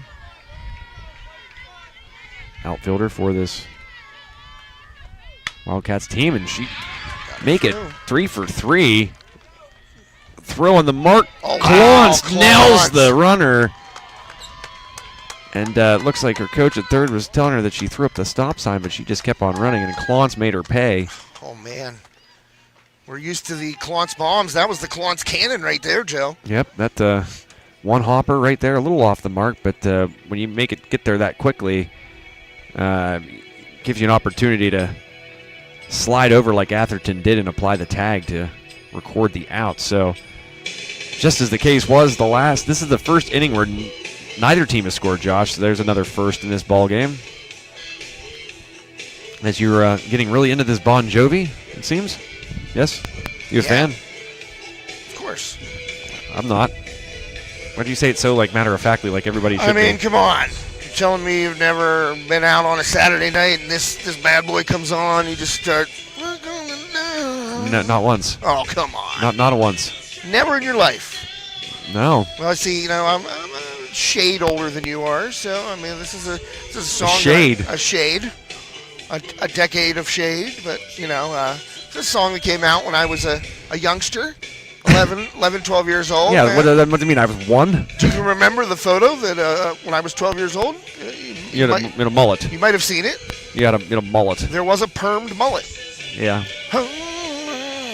Well, while you decide to sing some terrible I mean, if folks want to New hear Jersey rock and roll. Bon Jovi. I want to quickly just say a quick thank you to all of our sponsors, Ryan Sprankle, and the awesome people at the Sprankle's Neighborhood Market in Katanning. Josh mentioned UFP Parker, Hutch, and Shelley. Thank you guys so much. Terry Steffi, the butcher, best first ballot. Steffi's Country Catering. Check him out Pasta online. salad's great, by the way. Oh, my gosh. Yeah, I wouldn't know. Just to let you know. It was fantastic. John Graff, thank you so much. John Graff at John Graff Insurance in downtown Katanning. Make sure you check him out. Check him out. All of his services he has to offer. And then last but certainly not, the ball fouled out away. Yeah. I was looking down the line. Just popped my head up. Carson Boyer Funeral Home, of course. Yep, Carson Boyer Funeral Home and Monuments. Make sure you check them out. A great way to honor your loved ones. And just get a nice monument to put in your backyard and remember someone fondly that way. And Brian Myers is just a terrific individual, a big contributor to Armstrong County as a whole. Yeah. And not to mention the sports scene, coaching his little ones and being having a big involvement allowing us to do what we do and supporting the local teams. So thank you certainly to Brian, Carson Boyer Funeral Home, and the other businesses we mentioned there, along with our inning sponsors today too. We appreciate you guys greatly. Radigan's Incorporated and Dr. Deborah Snyder, the first inning sponsor, just wanted to wish the Hawks good luck. Teacher of physics. She a teacher of physics, a teacher of life, really. Indeed. Great woman, first ballot Hall of Famer, as we've said. Mm-hmm. She is watching the game. Ooh. We'll enjoy a wine cooler once in a while together. Yeah, man, why not? Sea breeze. Where I'm at in my life. That one's in the gap, and we're going to get a triple if she can get in there standing up, and she is. Wow, how about it? A lead-off triple there for the Riverhawks, number 19. Josh, sorry, Now batting second baseman, number 20. Abby Bauer. Yeah, Abby Bauer, excuse me. Getting in there and taking that one the other way. Got out to the fence past the outfielders, and she didn't stop. And you know what? I watched her around at second base, and she was picking up Coach Schaefer immediately. Yeah. And now no tag there, though. No tag. Klingensmith jumping on the first pitch, as a couple Riverhawks have done successfully today, Josh. Mm-hmm. Klingensmith, her last at bat. A 3-run 3-run double. That one just missing. An opportunity for another RBI. Now Sprankle will stand in with one down. Bauer still at third. Ball one.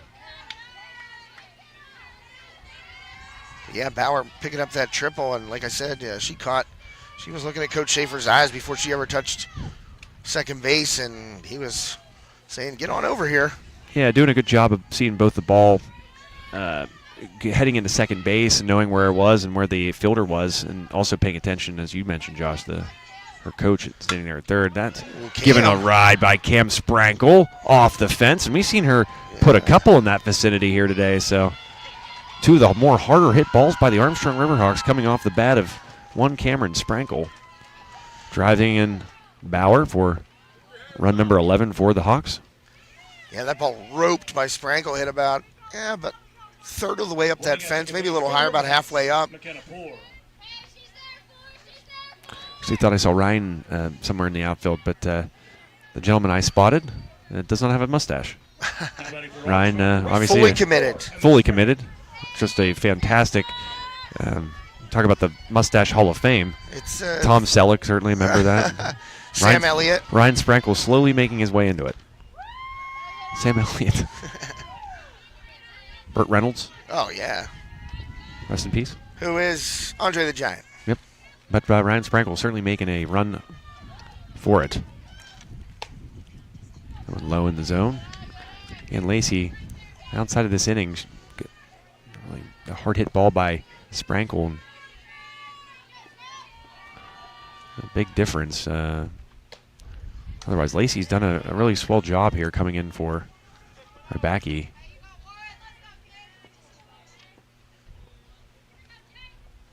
(11-2) your score. Top of the 6th inning. This first round game, and Smerrick lines that one up the middle, rounding third and heading home.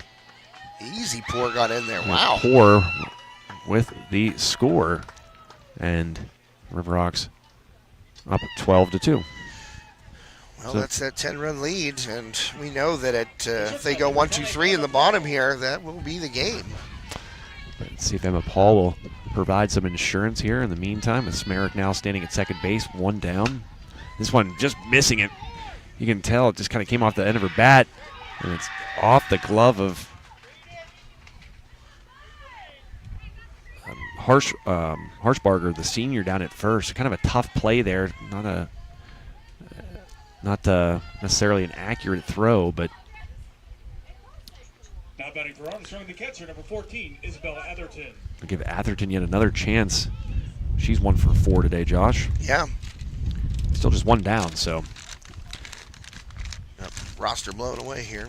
Again, I think my big takeaway here, Josh, is it seems like Armstrong, barring some epic comeback, looks like they're going to be advancing to the quarters to play the school that makes jeans. WC Ruston. Yeah.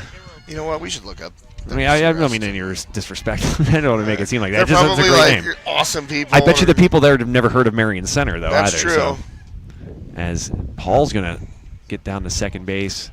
Terry Steffi's Country Catering stolen base, just like I stole the pasta. Yeah. I don't really want to talk about it anymore. I'm just going to keep Quite bringing depressing. it up. It looked good, and you offered me a bowl of mostly eaten. It looked like more dressing at that point. Yeah. Basically, you offered me a bowl of salad dressing. There's probably like 5 bites in there out of a giant container. Oh, sick about it. Anyways, 2 balls thrown here to Atherton. 2 runners in scoring position. That one just missing outside. Again, Atherton, good plate discipline. I think certainly a good bit of that has to do with being behind the plate so much. W.C. Rustin. Well, that's in Westchester.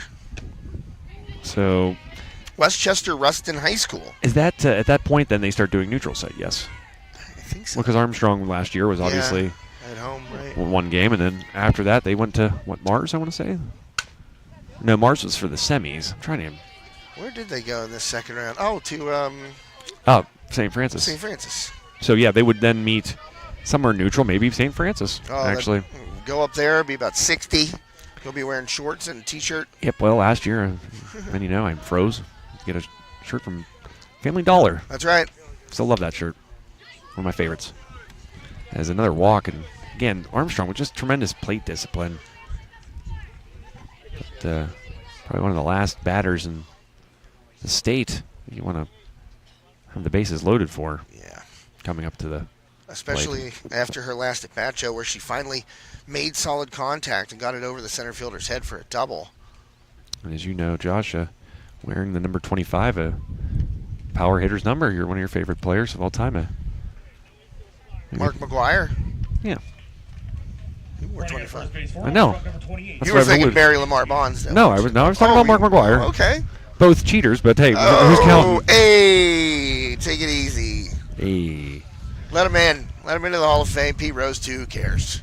Shoeless Joe, get him in. This game has been a game of cheaters for 100 and some years. Let them all in. What do you think? I'm indifferent.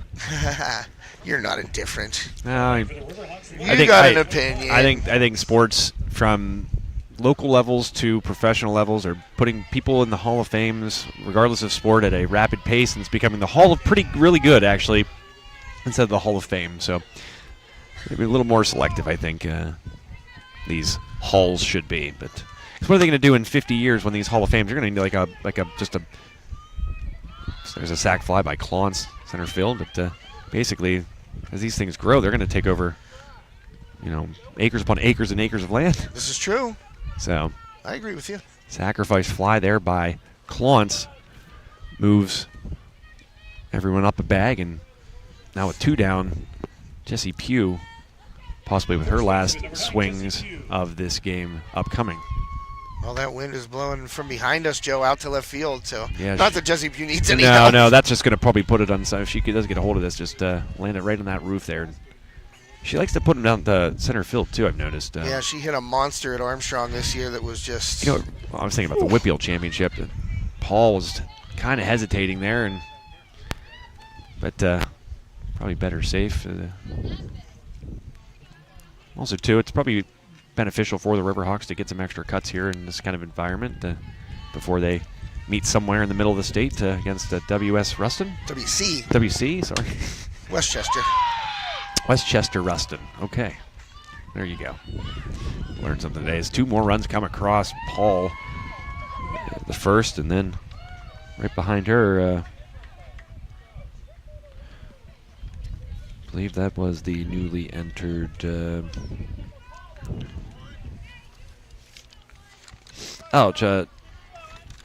Jaskansky. I should know that.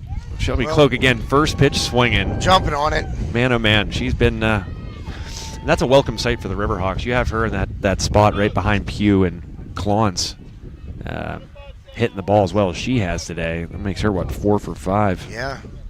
That's a welcome sight. 15-2. Riverhawks have poured it on here. 6 in the 4th and 5 in here in the 6th here.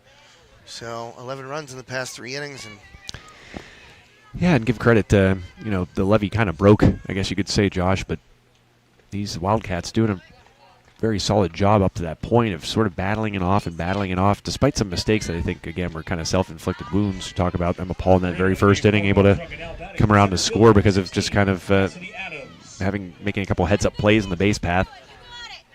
More of that kind of existed in the early part of the game, but really, I think this. Everybody talks about the Pirates and saying it's not their year quite yet. They're showing signs that it might be as Adams swings at the first pitch, pops up to first base for the outs. That'll retire the side and we'll go into the bottom of the 6th inning. Armstrong leading by 13, that magic number now, so going to need some runs, at least 4 will the Wildcats to extend this game to a 7th inning here in this PIAA Class 5A first round matchup. Finishing my thought there, what was I saying? Talking about the Pirates, often it's said that they're still at maybe a year or 2 away. And maybe they very well are. I'm not going to tell that to my man Jess Schreckengast, who is or your son, or my son Aiden Schreckengast, maybe the 2 biggest Pirate fans besides myself. It's just a weird obsession. But I kind of think of that way about this awesome Mechanicsburg team, filled with sophomores and juniors, and much like the Armstrong teams of the last few years.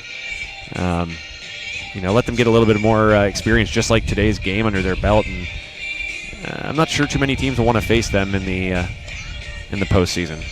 So really, a tip of the cap to them, because the talent and the ability is clearly there.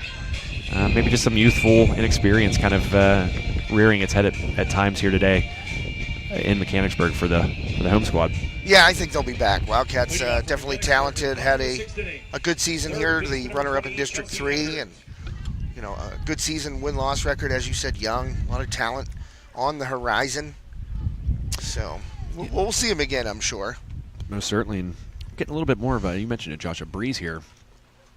It looks we're going to get a pinch hitter, if I'm not mistaken, Josh. Correction, leading off the bottom of the 6th for Mechanicsburg, number 34, McKinley Giblin. McKinley Giblin, as you heard there by the PA announcer, and guess what grade?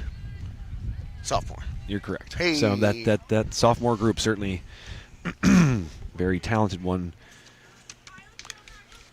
Hey, you're getting an at-bat in a state playoff game as a sophomore. I mean, that's a good sign. And like you said, has been so many. I see you counting them over there. Wow, there 11. Are a bunch. Holy man. Yeah, a lot of 10s on this sheet. Yeah. Would you not believe me? No. I was just watching you count them. I didn't realize how many there were, because I hadn't looked at the classes on the roster. But wow. Giblin looks at a ball, lefty. Can't recall a lefty on the lineup so far. Can you say it? No, I don't think so. It doesn't say how they hit here on this, but I could be wrong. I'm often that, so wouldn't be surprised if once again that is the case. Sprankle kind of. That was an interesting pitch. It had some real movement on it. Yeah, it did. It was certainly it was spinning and rising at the same time. And the speed was down, though. Yeah. And looked like it might have even fooled Atherton to an extent. Close to almost hitting the bat of Giblin, who almost takes that the opposite way. Something, as a left-handed batter, Josh, I've never seen you do. Oh, no. You are a dead pull hitter.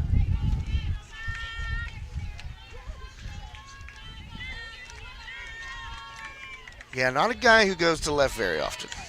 I myself like more ever. of a wiry Hunter Pence type batter. An inside-out guy. Finds a gap in right center. Yeah.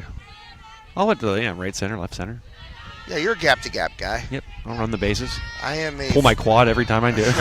I'm a first base line to just on the other side of second base. Sprankle rears back there, and Giblin. Swing. Yeah, nice swing by the lefty. Like that. Giblin, who will go down swinging here in the 6th inning, along with her teammates in Mechanicsburg. Well, and as a lefty hitter, I was very impressed by that swing. That fastball up and out over. Took the roster there? Oh, yeah, sorry about that. That's okay. I just think we're probably going to see some more new faces in this. Good call. I just folding it up, putting it away. Yeah. But, as a lefty hitter, I mean, that's not an easy thing to do. A fastball up, out over the plate and rip it to the right side. Base knock, hard hit ball there. So a nice swing to start it off for the Wildcats here in the bottom of the 6th.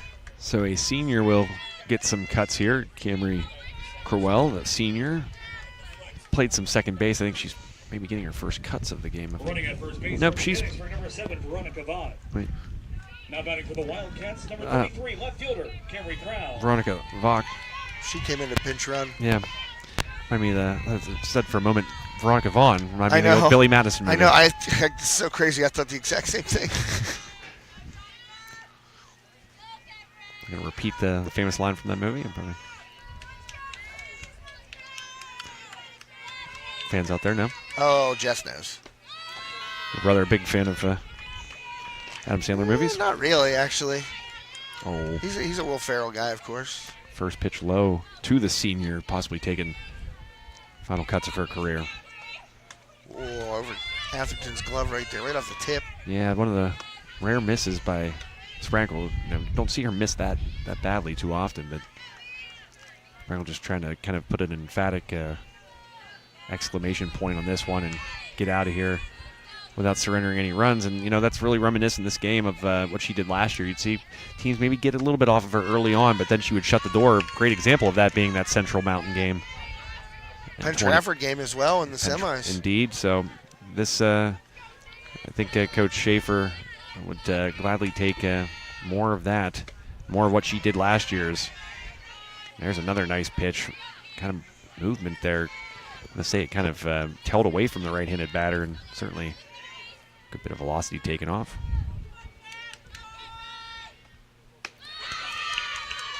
And a walk. So really nothing hurting there too bad as the open base first now occupied by Growell. And now Emma Rizzuto, the junior, will Those RTs. Another Billy Madison yeah, reference. full circle. Oh, that's amazing. Good job. Those RTs. So a pinch runner will also trot down to first base, and that's number 12, I do believe, Sarah Huber, a sophomore. Hey, shocker. I could have guessed it, I think. And at the plate is a junior, though, so Rizzuto not a part of that class. That would be, what are they, the class of 2025 then? Yeah. That's not a real number. It's not a real year. No. I wasn't sure.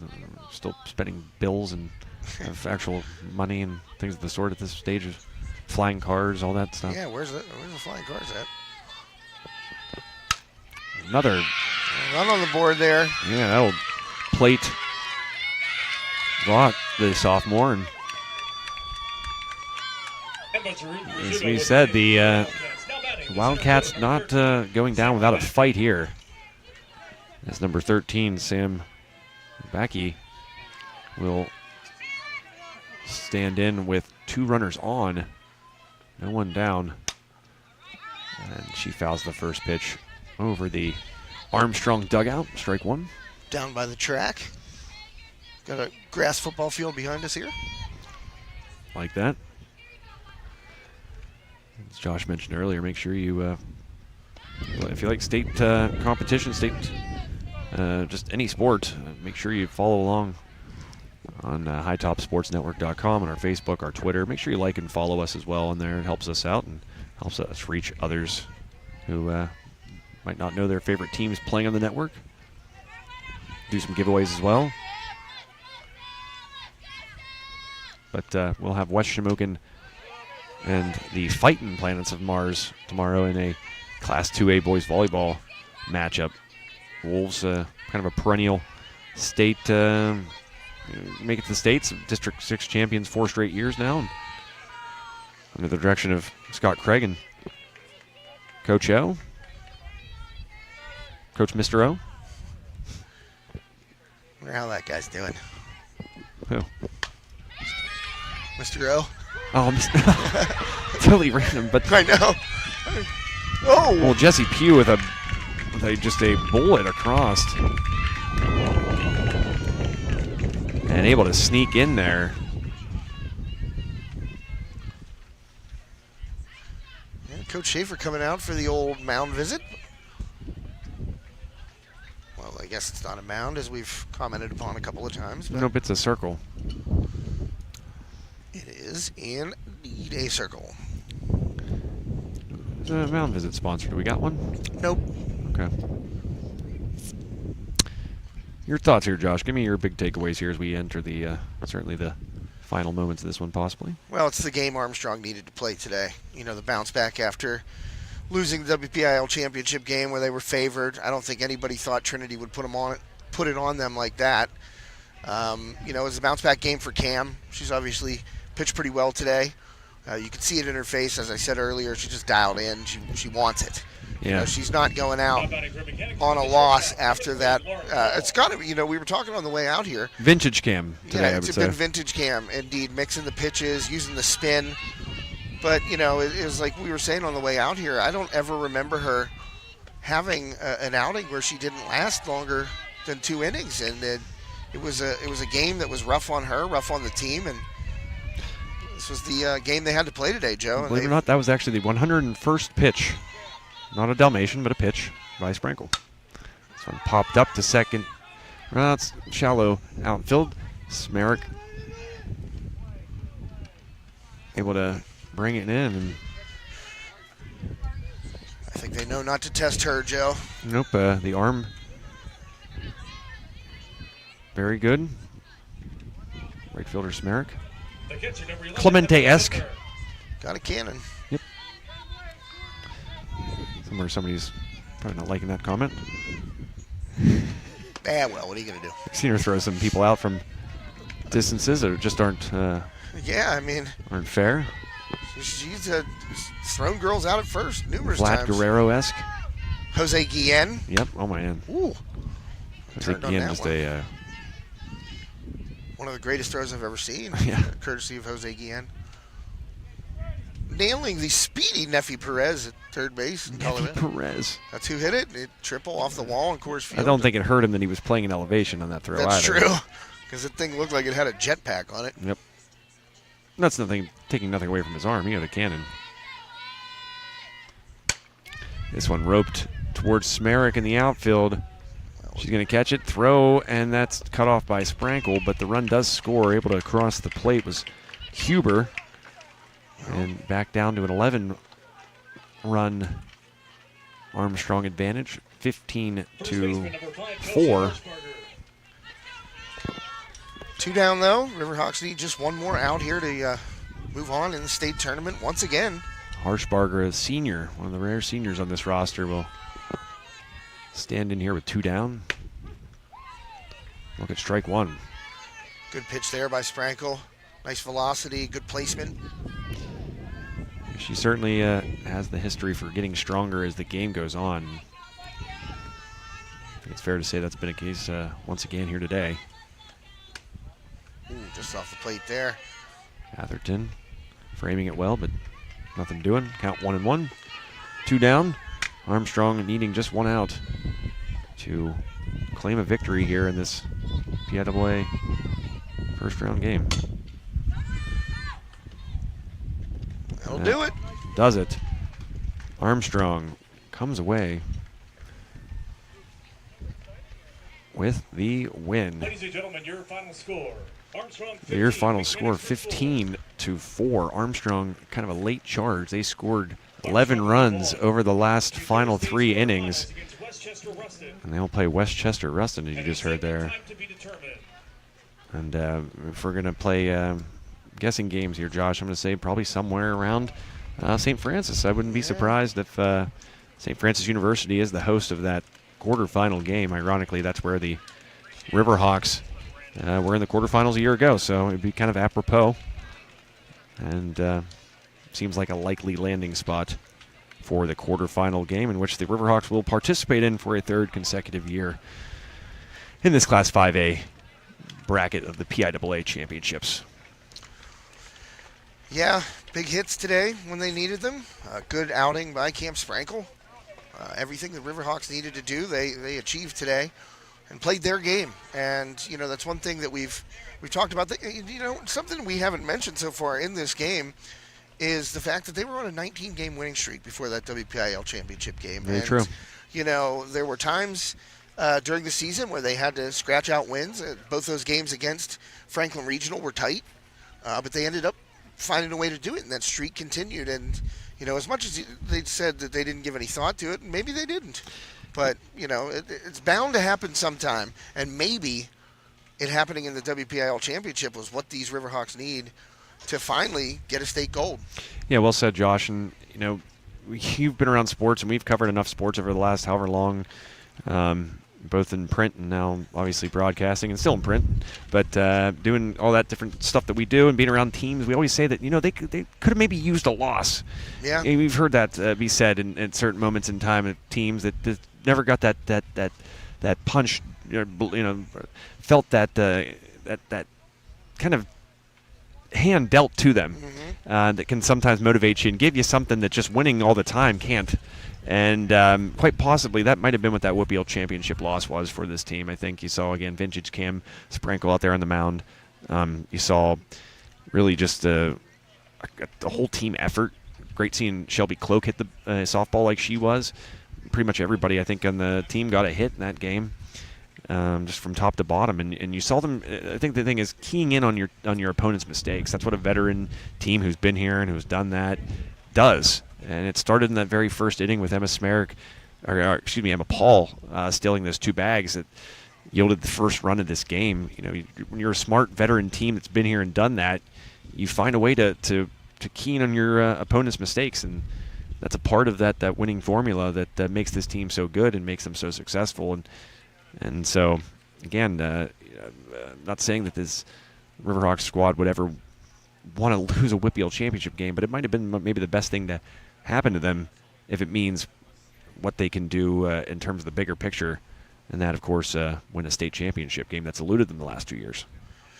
Yeah, I couldn't agree with you more. I mean, it's a team that has gotten to the mountaintop, almost gotten to the mountaintop, really.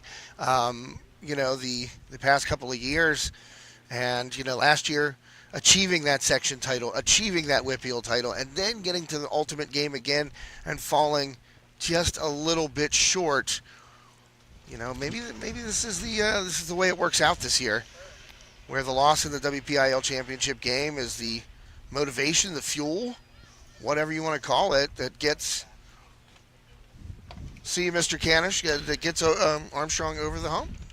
Yeah. And it is the Sprankles Neighborhood Market post-game show. That's why. Well, I think it's only right that we don't have a proper player of the game sponsor, but I think it should be the Dr. Oh, we do. I don't know. No, we don't. Oh, you're right. I think it's going to be the Dr. Deborah Snyder player of the game. Mike Cominos. Appreciate you, Mike. Thank you. Mr. Cominos. Hey, let's shake on it. Yeah.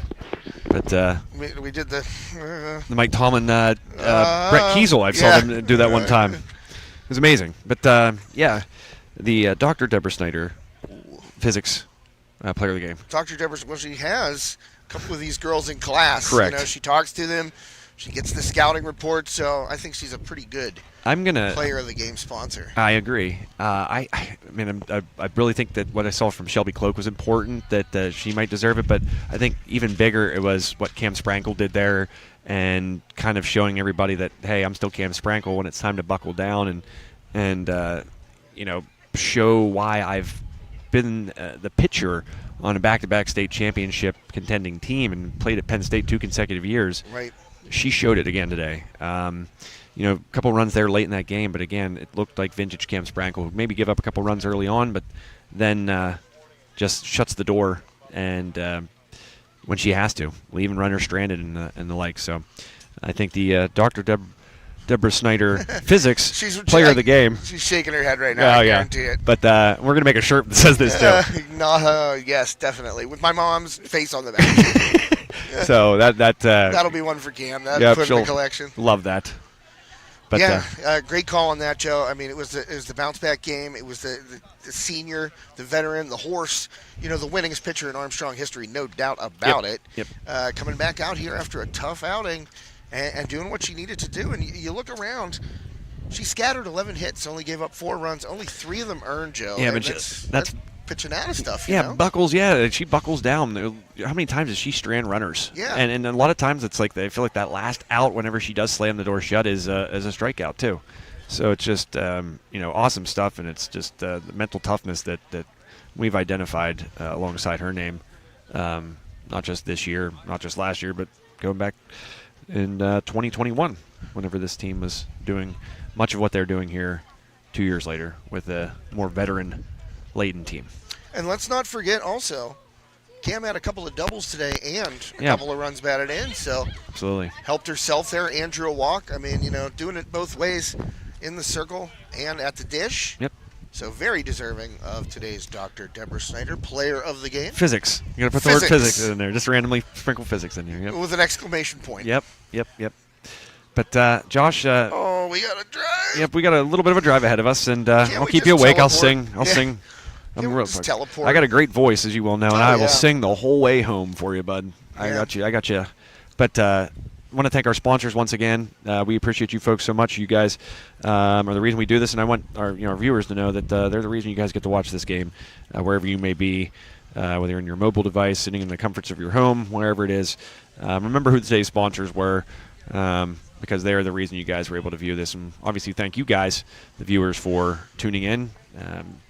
Certainly know that we got some kind words, being that we had to kind of make a little bit of a trek and save some people a drive as a result, so they didn't necessarily feel so obligated to do so. So we appreciate you folks as well. And Josh, appreciate you. Thanks for thanks for holding it down here today. And there he was. Ryan Sprankle. Hey, all right.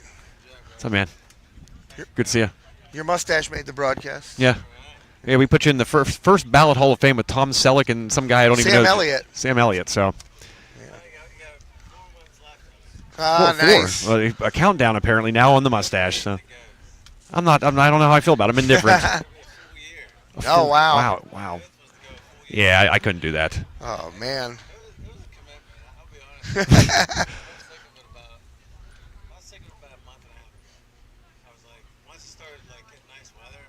Yeah, you don't want that on your face. Yep. So there you have it. Breaking news. From the horse's mouth. From Sprankle's neighborhood market's own Ryan Sprankle. The mustache has as an expiration date. Not only our post-game sponsor and our scoreboard sponsor today, but also a mustache aficionado. Yes, but soon no more. But that wraps it up. Josh, thank you folks again. Thank our sponsors all year long, especially today. That of course Sprankle's neighborhood market, Carson Boyer Funeral Home, UFP Parker, Terry Steffi Country Catering. And last but certainly not least, I'm always falling short of my last one there. Carson Boyer? No, that was the second name I mentioned. Sorry. Oh, John F. Graff Insurance Agency. I didn't even look at a paper. I want to make sure I knew those because, trust me, folks, I appreciate it. We appreciate them. And remember, when you're in need of their goods and services, you check them out first because they are allowing you to watch this game like you are today. Tomorrow night, volleyball. Yep, so make sure you tune in for that. We'll be at West Shamokin Junior Senior High School for the first round of the state volleyball playoffs between the Mars Fighting Planets and the West Shamokin Wolves. So one final time for Josh Reckengost. My name is Joe Rhodes. You guys have a great rest of your week.